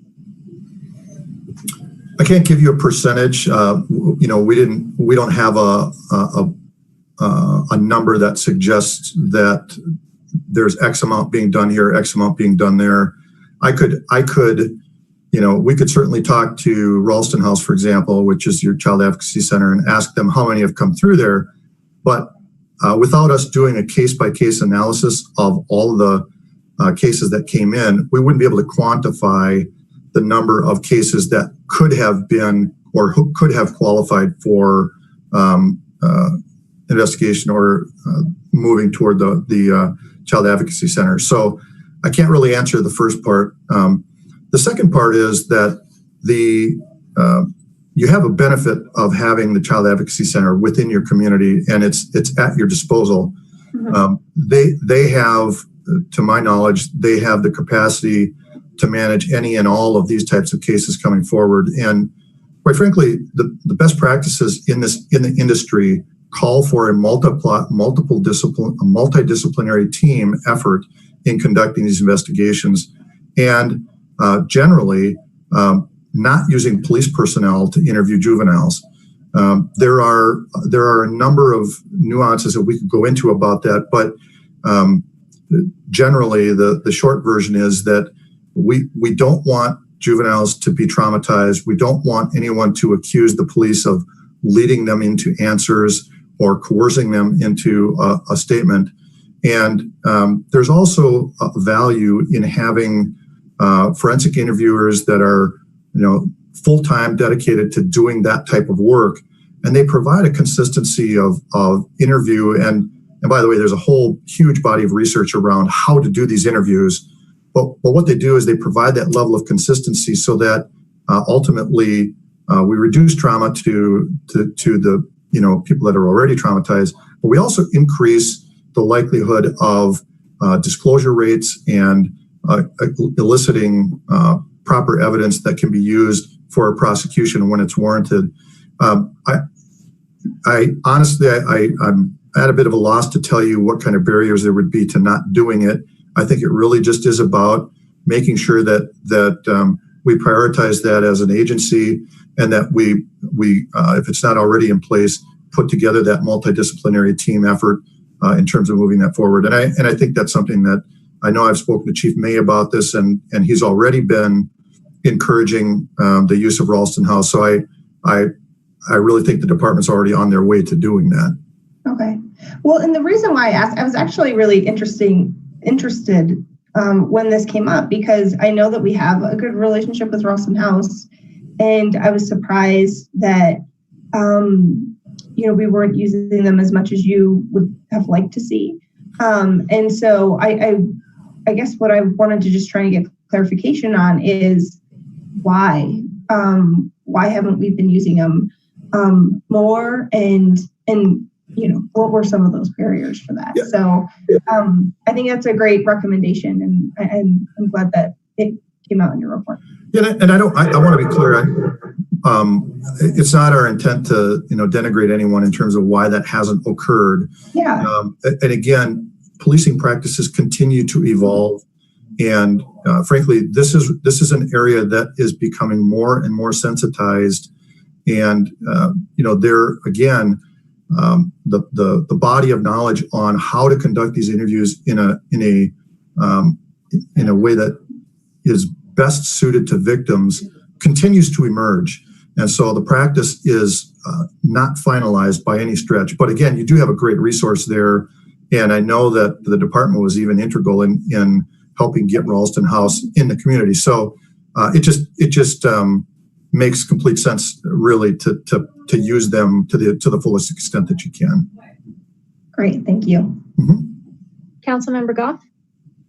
Thank you. My question it may be kind of along the same lines as Councilor Mullica, but it in reference to the domestic violence cases, where last year there were 96 of them, and only one homicide, it looks like. But then the investigation for a homicide is hundreds of hours, and the domestic violence case amount of time spent on those cases is at the lowest one. It's like not even 9 hours. So, I mean, I don't know the ins and outs of all this, but I just would like to say that if we're hiring more investigators, that I think it would be important to have someone who can, specialize in those, or maybe we should do something with an outside resource similar to what we're talking about for juveniles, where that more attention is given to domestic violence case. I know those are really tough. They're tricky situations, and sometimes things change rapidly and whatever. I just don't know all the ins and outs. Yeah. But that would be something I'd like to comment on. Yeah, there's a couple of points here that are really important. First of all, one of the reasons you see that number so low for domestic violence incidents for investigation is that most of that work is done by patrol. So, typically, because domestic violence incidents occur, the patroller is getting called, they're going out, they're doing interviews, they're making the arrest and so forth. Typically, the investigations portion of it is really, it tends to be smaller. Things like maybe taking fresh photographs of injuries, perhaps collecting the 911 recording. It may be a follow-up interview with the victim just to make sure that that they haven't left anything out. To your point, and a couple of other things, one of the things is you also have a victim services group that's embedded within the police department, and they again, like Ralston House, they're a fantastic resource. Other organizations, and I know that you all do this to some extent, but other organizations have a format, much like you're talking about, in which they have a domestic violence team that meets and discusses each DV case that comes through. And you know, one of the challenges is making sure that all those cases make it to the attention of the department too. And there is a bit of a gap. Sometimes patrol officers get called to an incident in which it may be a domestic incident, but there hasn't been an allegation of violence, and so it doesn't turn into a full-blown investigation or a larger report. Domestic violence is one of those areas of crime in which the history is particularly relevant. The history in a domestic violence case is very important, and many times as police officers, we want to do the old Joe Friday, you know, just the facts, ma'am. What happened today? I don't care about what happened 2 months ago, 2 years ago. But in DV cases, that is very relevant data. So it does require a different level of effort and a different focus. So, and there are some other things in the report that we called out about that, but those are good points. Councilmember Downing. Thank you. Just to add on to that a little bit, and I may be mistaken, but as far as DV cases go, I was under the impression that those cases were moved to the county.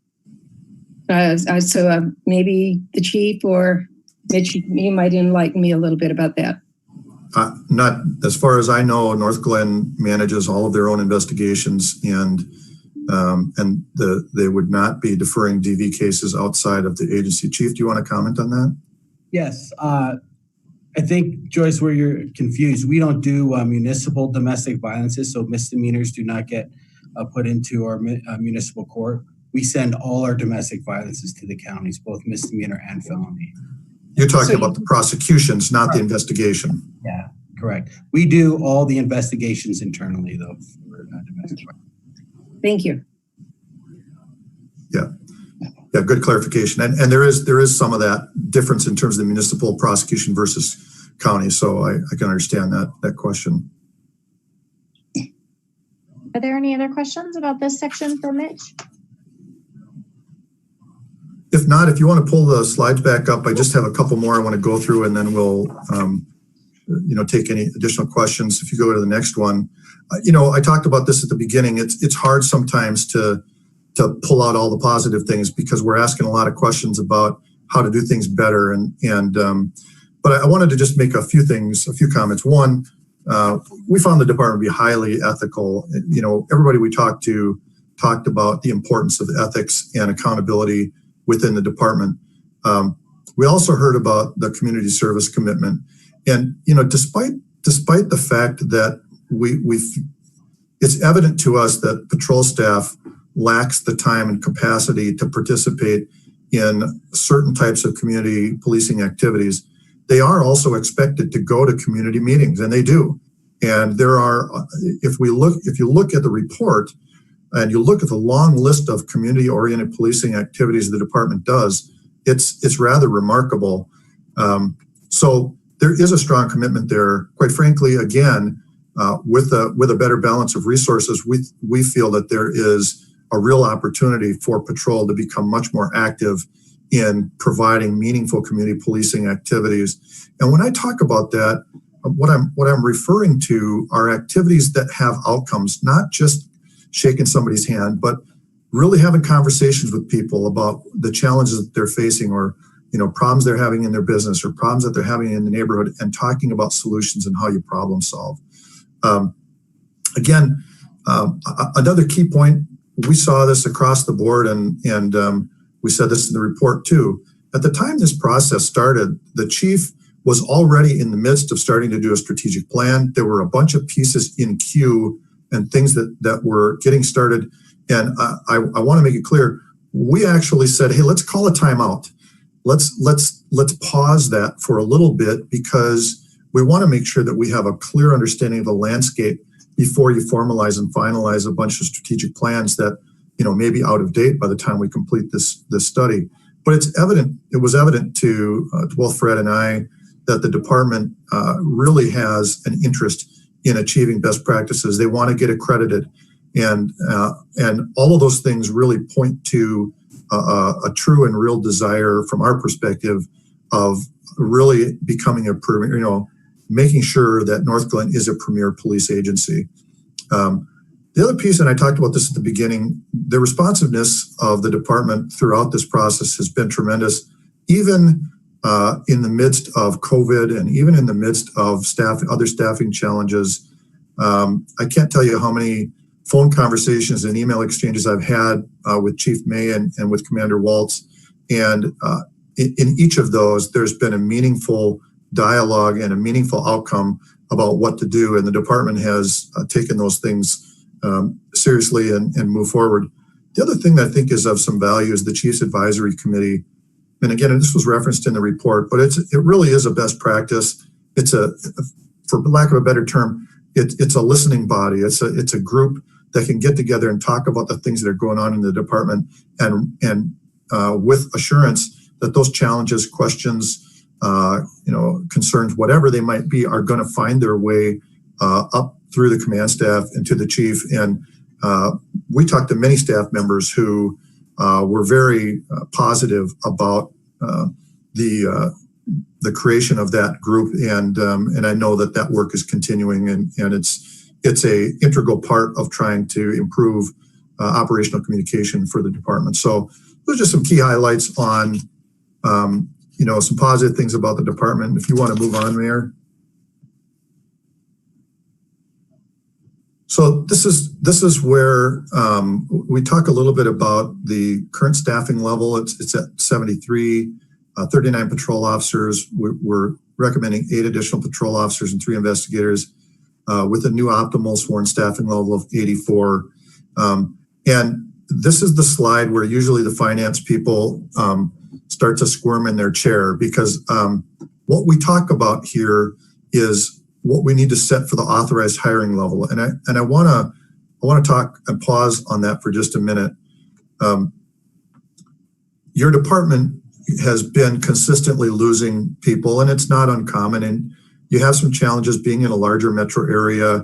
Oftentimes departments find themselves being training grounds. They don't always have to be, but that is a bit of an unfortunate happenstance. I know my police department was similar. We were close to the Minneapolis area and frequently lost people to big departments. But if you're consistently losing 8 people, it's important for everyone to understand it takes about a year from the time that we start and we say we want to hire a police person. It takes the better part of a year before that police person can operate and function independently and produce individual work. So the problem is, if we're losing 8 people and we're always hiring in arrears, that means we're really always working. Let's use these numbers. If we are saying that 84 people is your optimal staffing level for the police agency, and you lose 8 people a year, that means you're constantly working with 76 people, not 84. And that results in the kind of charts and tables and graphs that I've shown you, and the challenge in trying to conduct proactive work and positive public safety work consistently, and the challenge in filling the work schedule consistently. Some departments they will say, well, we're going to give you what we call overhires. We're going to let you hire above your hiring level. We're particularly averse to that comment, because it's not about overhiring. It's about hiring at an authorized level that helps you consistently maintain an optimal level. So it's our suggestion that the optimal staffing level, based on all the personnel recommendations we've made, is 84. Because your attrition rate is consistently 8, our recommendation is that you should be hiring at 92. And again, when we start talking about the budgets and the accounting that goes along with this, it's important to understand that a lot of times the people that leave your agency are at elevated pay rates. So losing one of those staff members and hiring somebody new, there's oftentimes an offset in terms of cost. The other thing is that because of the cyclical nature of when people come in and out of the agency, you're, in all likelihood, you will never be paying 92 personnel. You'll always be paying more like 87 or perhaps 88, certainly more than the 84. But this is a really important piece. And I think in other parts of the world, when somebody doesn't come to work, we say, oh, yep, Jan is off this week. We can't just vacate a shift, a district shift, and say, yeah, we're not going to put anybody there this week because we don't have anybody to work it. The 24/7 nature of the police department just demands a different approach. So that's the reason behind the new hiring level. If you want to move to the next slide, Mayor. And again, lots of teeny tiny little numbers, and my apologies for that. But effectively, based on the 5-year staffing plan that we reviewed, the recommendation was for 80 sworn officers, and our recommendation is 84. And again, I said that's very, very typical or very similar based on the other staffing. As we've called out in the report, and you see here in the orange boxes, we've suggested a little bit different alignment of where those personnel should go. Obviously, those are operational decisions for the police department to make. But essentially, and then if we go over to the other side of the table, when we look at the non-sworn staff, originally the 5-year plan called for 21.5 positions, and we've increased that to 23.5. So I'm not going to spend a lot of time on that table, but all of those are outlined within the body of the report. Mayor, if you want to advance. So key recommendations, we want to talk about organizational structure, and I know that City Manager mentioned that in her remarks.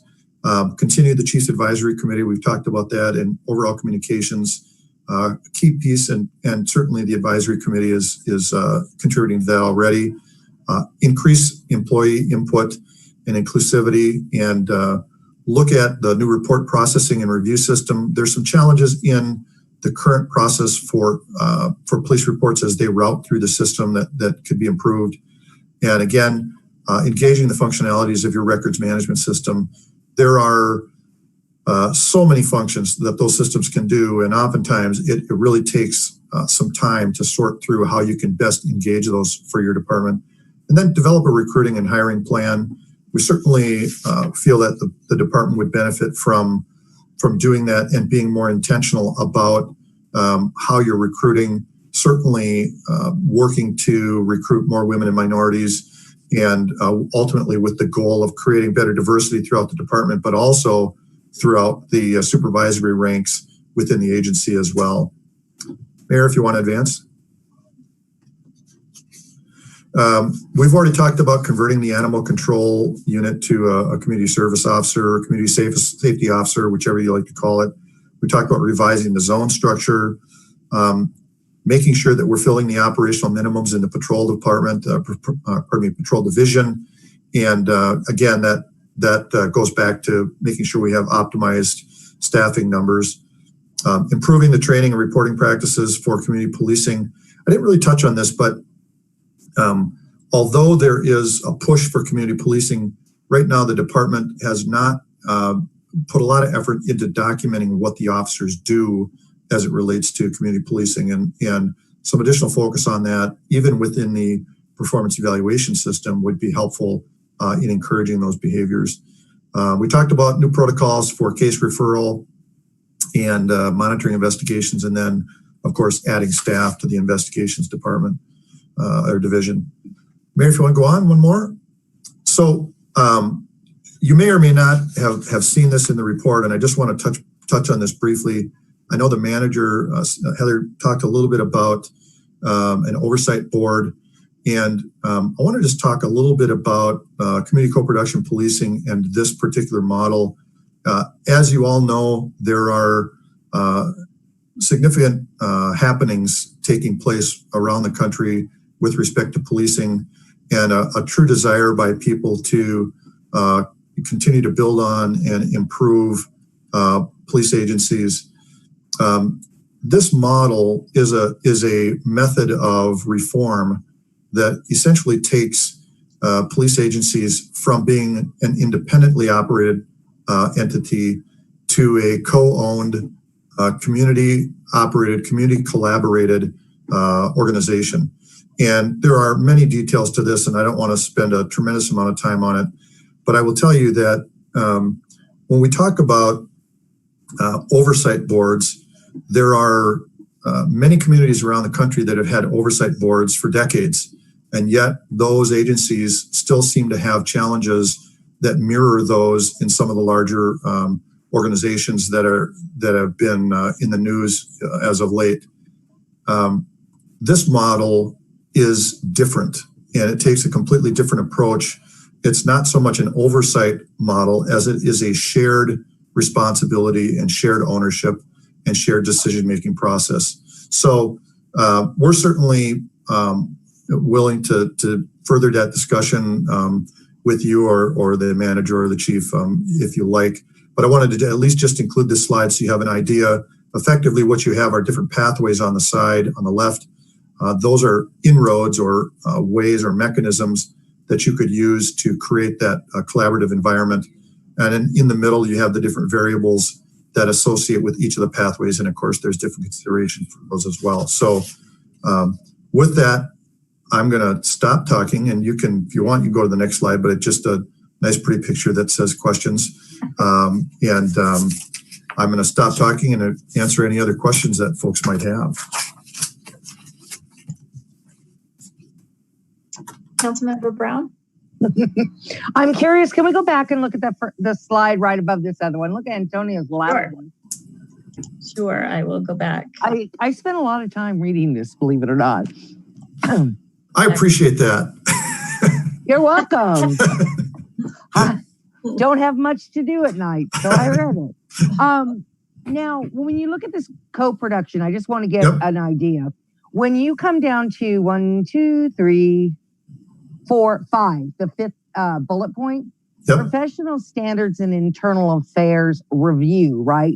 That has nothing to do with obtaining police department materials and telling them how to, and maybe suggesting ways. Let me see if I can say this right. That does not include getting personal information on any of the business or any of the police activity, the residents, or anything like that, right? No, let me say that. Tell me what it is. It'll probably make more sense. Yeah. So let me say that each one of these pathways has about a dozen different nuances or directions that could be pursued. It's highly customizable, and that's part of the value of it. One of the things, everybody still hearing me okay? Yeah. Okay. One of the things that we do is identify which, if any, of these pathways would we want to pursue as an organization. And then we start talking about what types of variables are involved. Who should be on the board? What are their roles going to be? What's the work product look like? So when you ask about the professional standards and internal affairs, it could be a review of policy. Hey, we want to, it could be a review of case outcomes. It could be a review of investigations of cases. There are, many communities have used various boards to act as a secondary review level to hold the police department accountable for holding their people accountable.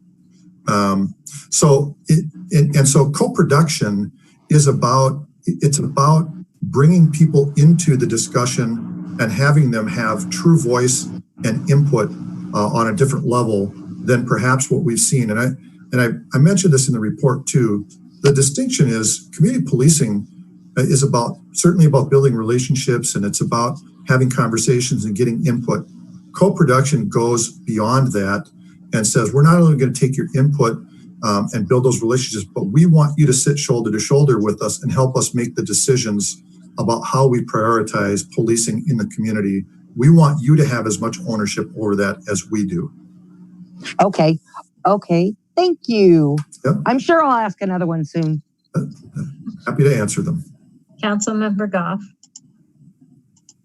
Thank you, Mayor. I actually have, I took some notes when I was going through the reports. I have several kind of questions, and some of them may go to Chief May. But I noticed at the end of the report you had critical areas, several critical areas listed that you had made recommendations, and at the end in your appendix, many of them were already in progress.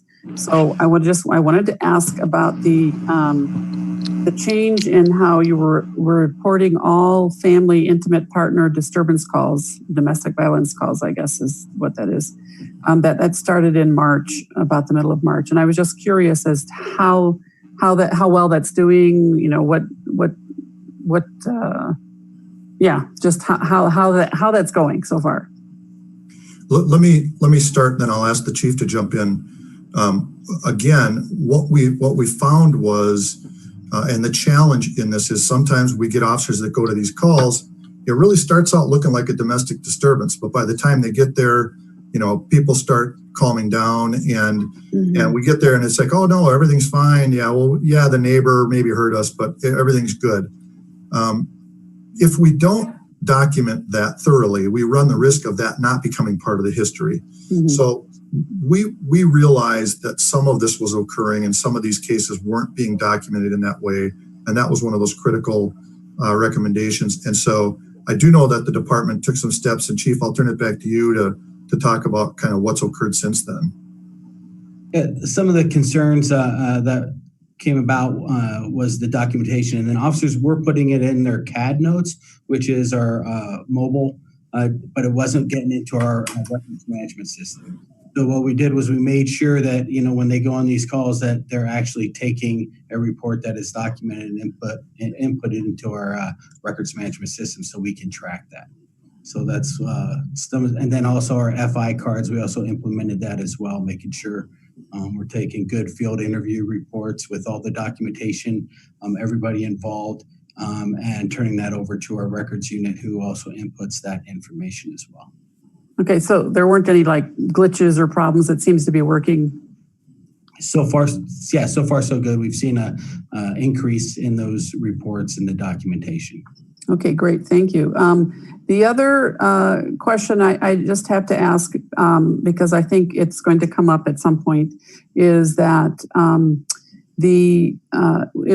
I know you guys have taken care of it, listed in the appendix, but that was the policy on vehicle pinning by staff, and that was developed, and you had some training this spring. And so the question that I'm afraid is going to come up is the incident that we had in 2017 that made the news and was also mentioned in this report was in 2017. I think I just said that, but so I'm just kind of curious as like how the timeline, if you could explain the timeline between when we had the serious problem and then it's just this year that training was developed and initiated. Because I'm just afraid people are going to ask about that. So in 2017, pinning has never been allowed. So that was one of the things that was in our policy that was outside. Again, we reinforced at that time saying, hey, we're not doing pinning. And again, after doing what Mitch, actually, it's called a pinning versus pinning and assault. So we weren't trained in that. So what we did was we said, we're not doing that. We're not trained in that. That's a SWAT tactic, or Special Weapons and Tactics team. So we didn't do that. But when Mitch came out, he says, hey, let's just clarify, because it's, let's just make sure that's done. So we actually put together a policy, stating that we no longer do pinning. So again, then the thought process on that when we did is like, we can't, do a policy against everything. You don't have the training in it, you don't do that tactic. So it was just more of a case of this in March doing, like, sort of making it official and formal, and that you had previously already made the decision to change the... It's already known throughout the organization that we do not do that tactic. Okay, great, thank you. I'm glad to hear that. And that's what we clarified too, if I can just add. Sure. We were aware that the chief had come out and said, hey, this is not an approved tactic, don't do this kind of thing. Our recommendation was enumerate that in policy so that it's so that somebody can't come back later and say, hey, this is, and so that's why, again, I think people we talked to were clearly weren't supposed to do it. But, and as the chief said, you can't have a policy that says you can't do it, you can't have a policy that addresses every single thing. But this, given the nature of and the type of this and the criticality of it, we said update your policy so that it's clear. Okay, great, thank you. And then the only other two comments I have is since you took care of most, if not all, the critical areas that you had listed, and I know in the PowerPoint we just saw a lot of what we the recommendations had to do with staffing and distributing responsibilities differently, and then I do like the co-production policing, whatever that was called, community co-production. I think that's going to fit really well with what we're already working on. But there was a recommendation that wasn't critical, but I think it could be a top one in my mind that, and I'm just going to quote from this, all team members engage in active, deliberate, and meaningful relationship building and problem solving with the community. Because personally myself, I've experienced this. I know the chief is great at doing that, and that's what was said in the report. But I would like to encourage that, that's part of our training for all our police officers and an expectation. And I just would like to elevate that a little bit higher on your list of things that we're going to try to follow through on based on this report. And then the other one is also the use of data and intelligence for crime analysis. I do think that that's going to benefit a lot of the decisions and improvements that we're hoping for, and also put our community maybe more at ease. So that's it. I think that's it. I'm done with what I had to say. Thank you. Thank you. Councilmember Escobar. I don't have to go to the back of the line, huh? Nope, not today. That's great. Thank you, Mitch. And your nice to see you again. I forgot his name. Fred Fletcher. Fred. Thank you both for an excellent report. I think the community will definitely benefit from it. And I know that as a council, we will have our work cut out for us in trying to, besides find the money, change some of the culture. But my question for Chief, what is the Chief's Advisory Council? Who are the members and how are they selected? Well, actually, it's made up of sworn and non-sworn personnel within the organization. We put out kind of like, hey, who's interested in being on this committee? And then we got some great feedback. So we have great representation from the whole department. We have 13 members of the Northglenn Police Department that sit on that. Commander Waltz oversees that committee. And then, when they want, so I'll go in there, she'll give me updates on that, but if they want to come, and I'll go in there and when they need me to come talk about certain subjects that they want answers on. So, or subjects that they want answers on. So that's how that's all set up. It's been going really, really well. Actually, Commander Waltz and the team has a meeting tomorrow. So it's the first I heard of it, so I didn't, have you had it a long time? Actually, we implemented it last fall. Oh, okay. That makes sense. Yeah. We're not in there that often to. I know. I need to get you guys back in here. I can't get all the scuttlebutt. Yeah. I think that's wonderful. I think that's a good thing. I had never heard of it, so I know the community would want to know what is the CAC, and now they know. Thank you, Chief. Councilmember Brown. I told you I'd be back. I realized the two questions that I had for you. When we were looking at the staffing, how was our officers that are involved on the SWAT team, how was their time calculated in? Was it, because if they're on the SWAT team, and correct me if I'm wrong, they could be gone all day and only get one case in, can't they, Chief? So here's my question. Did we allow for additional staff to cover the SWAT team hours, or is there a measurement for the SWAT team hours?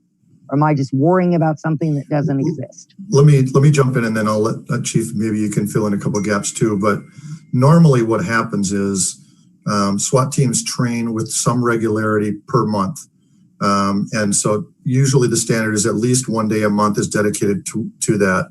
So within the training hours, the total training hours that we reflected and officer available time, some of those hours would be allocated within that.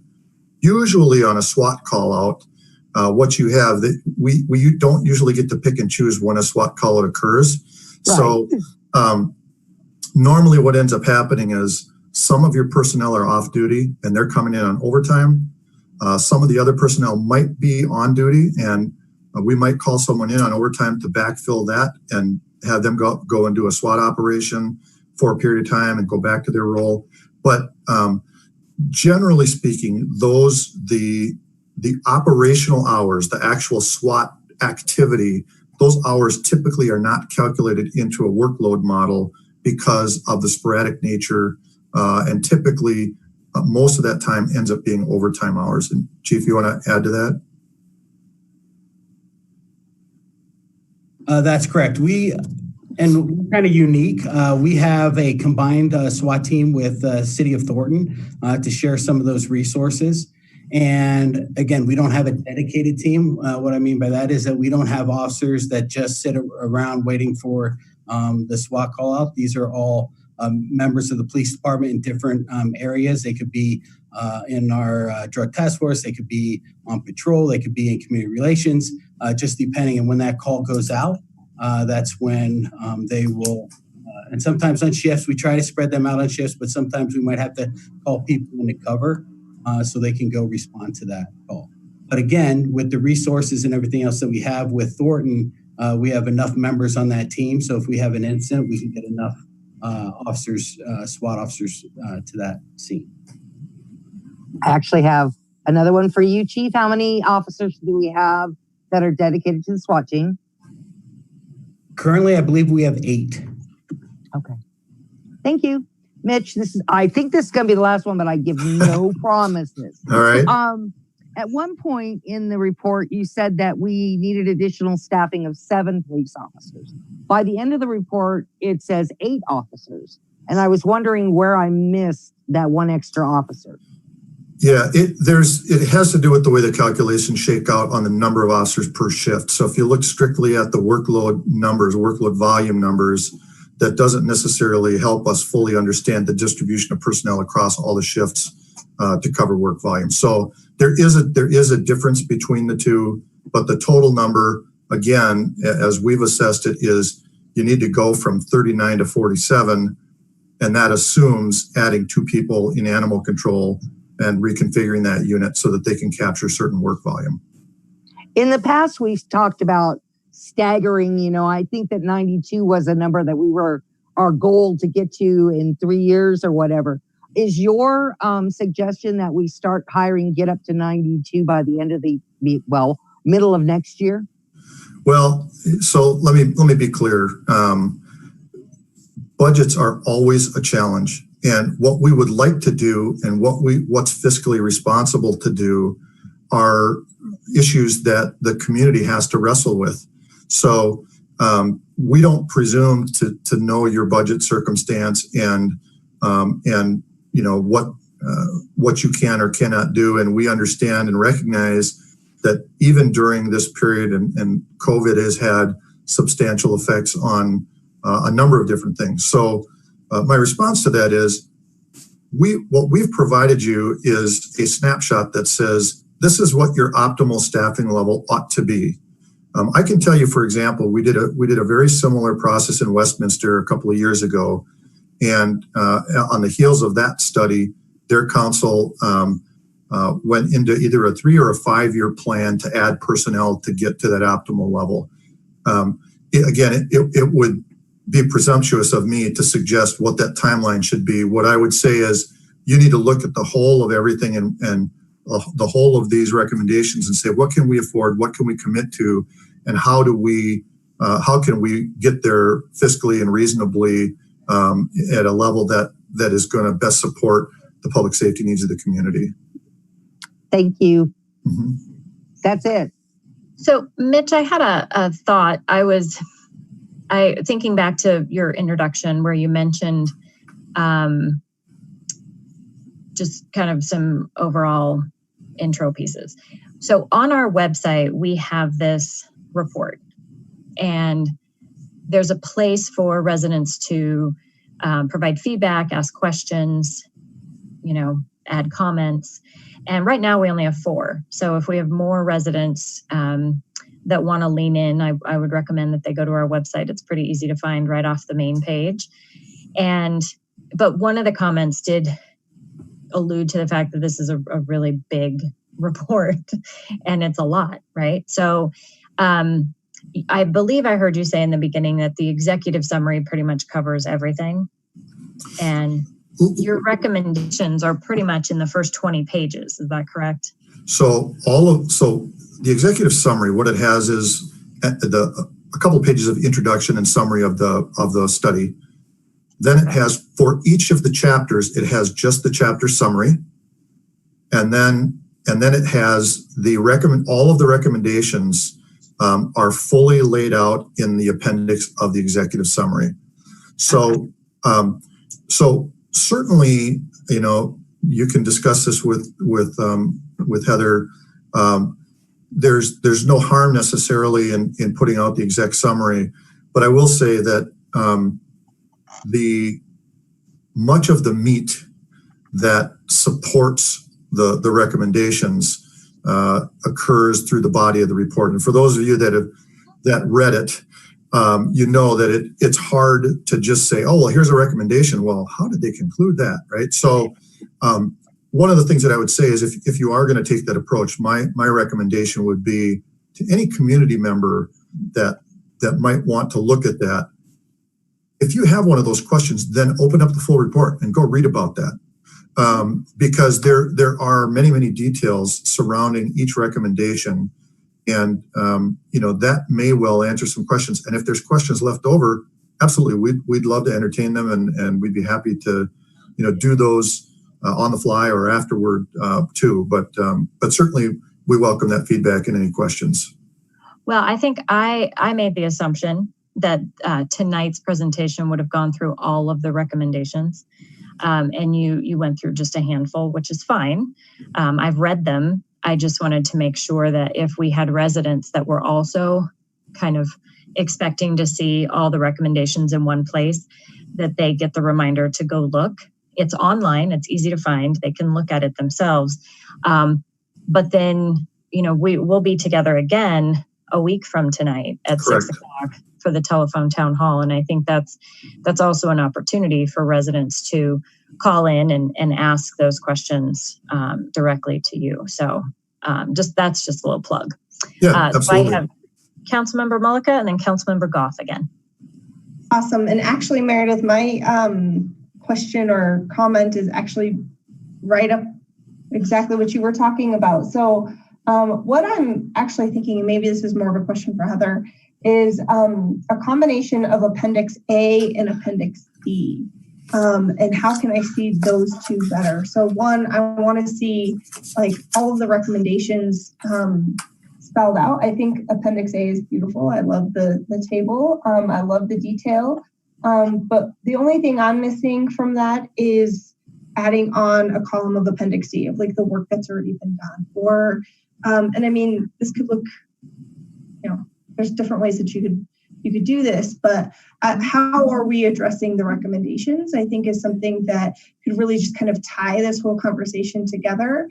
And if we had a table, some type of visual, something that combines those two factors together, I think could be an easier way of processing this information. So that was just a recommendation I had. So Meredith and I were on the same. I absolutely love that. That added piece, I think, really would be important for the residents. So that's great. Thank you.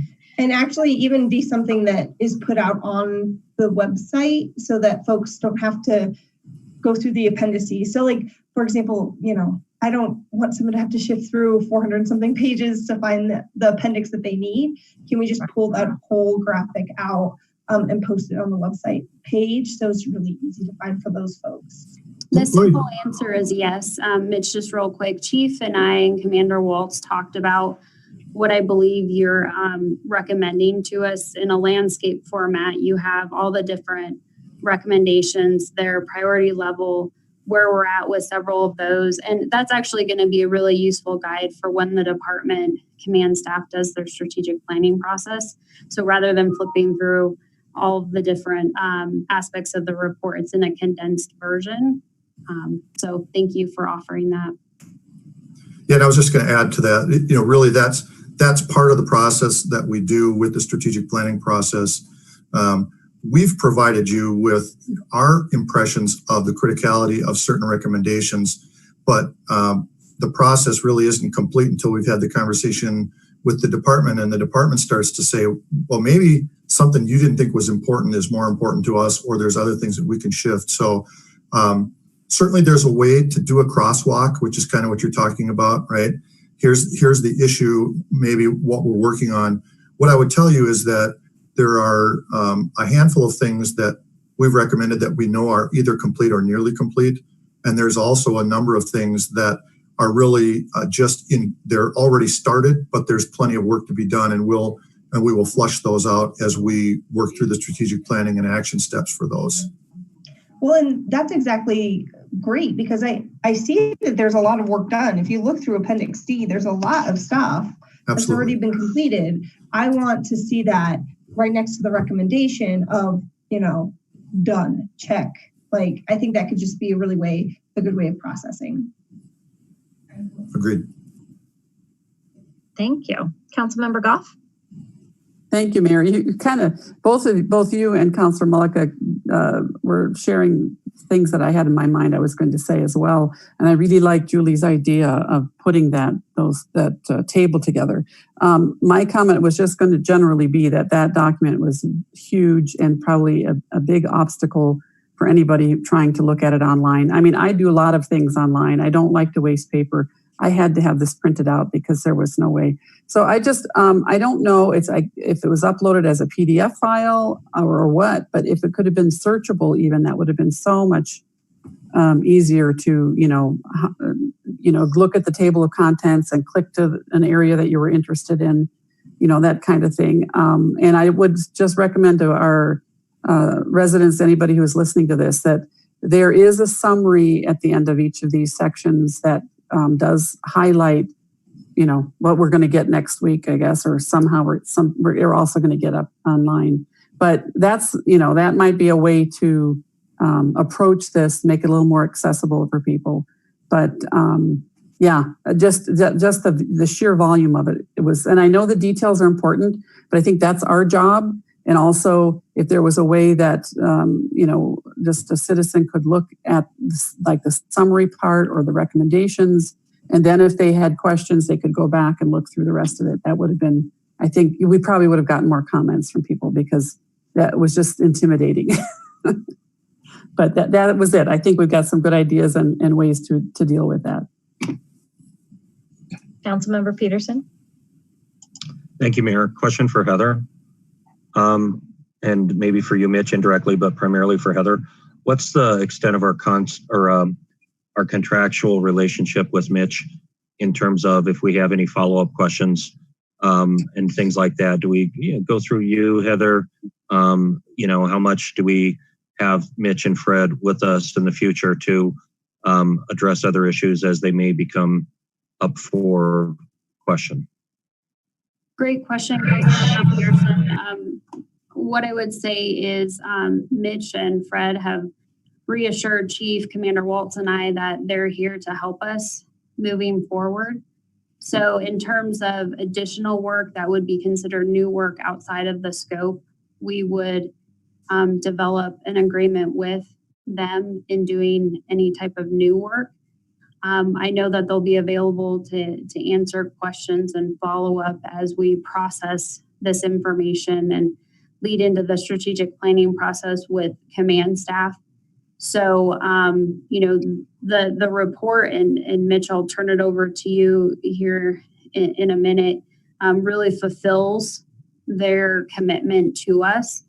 and this presentation. And I'd like to thank Mitch and Fred because they've been very flexible with us as we've made adjustments and said, well, this has come up as an issue, or can you tweak the approach and can we add that telephone town hall meeting next week, or can we add this piece, going back a few months ago with some of the things that had come up. So I've worked with a lot of consultants over the course of my career, and Barry Dunn has been very flexible and reasonable in terms of what they charge us and what they don't charge us for. So Mitch, do you have some thoughts that you'd like to let me just say that there's some details here. The chronology of this got a little wonky, right? The strategic plan was actually supposed to occur kind of in between the initial report and before everything was finalized, but for various reasons we changed that. I expect that between the work that we're going to do on the strategic plan and kind of finalizing that, we're effectively going to have some contract obligations to you really probably through the month of August. Certainly, as Heather mentioned, we want, if there's questions, if there's things that come up about what we've done, and somebody wants to tap us for that, I think Heather's aware.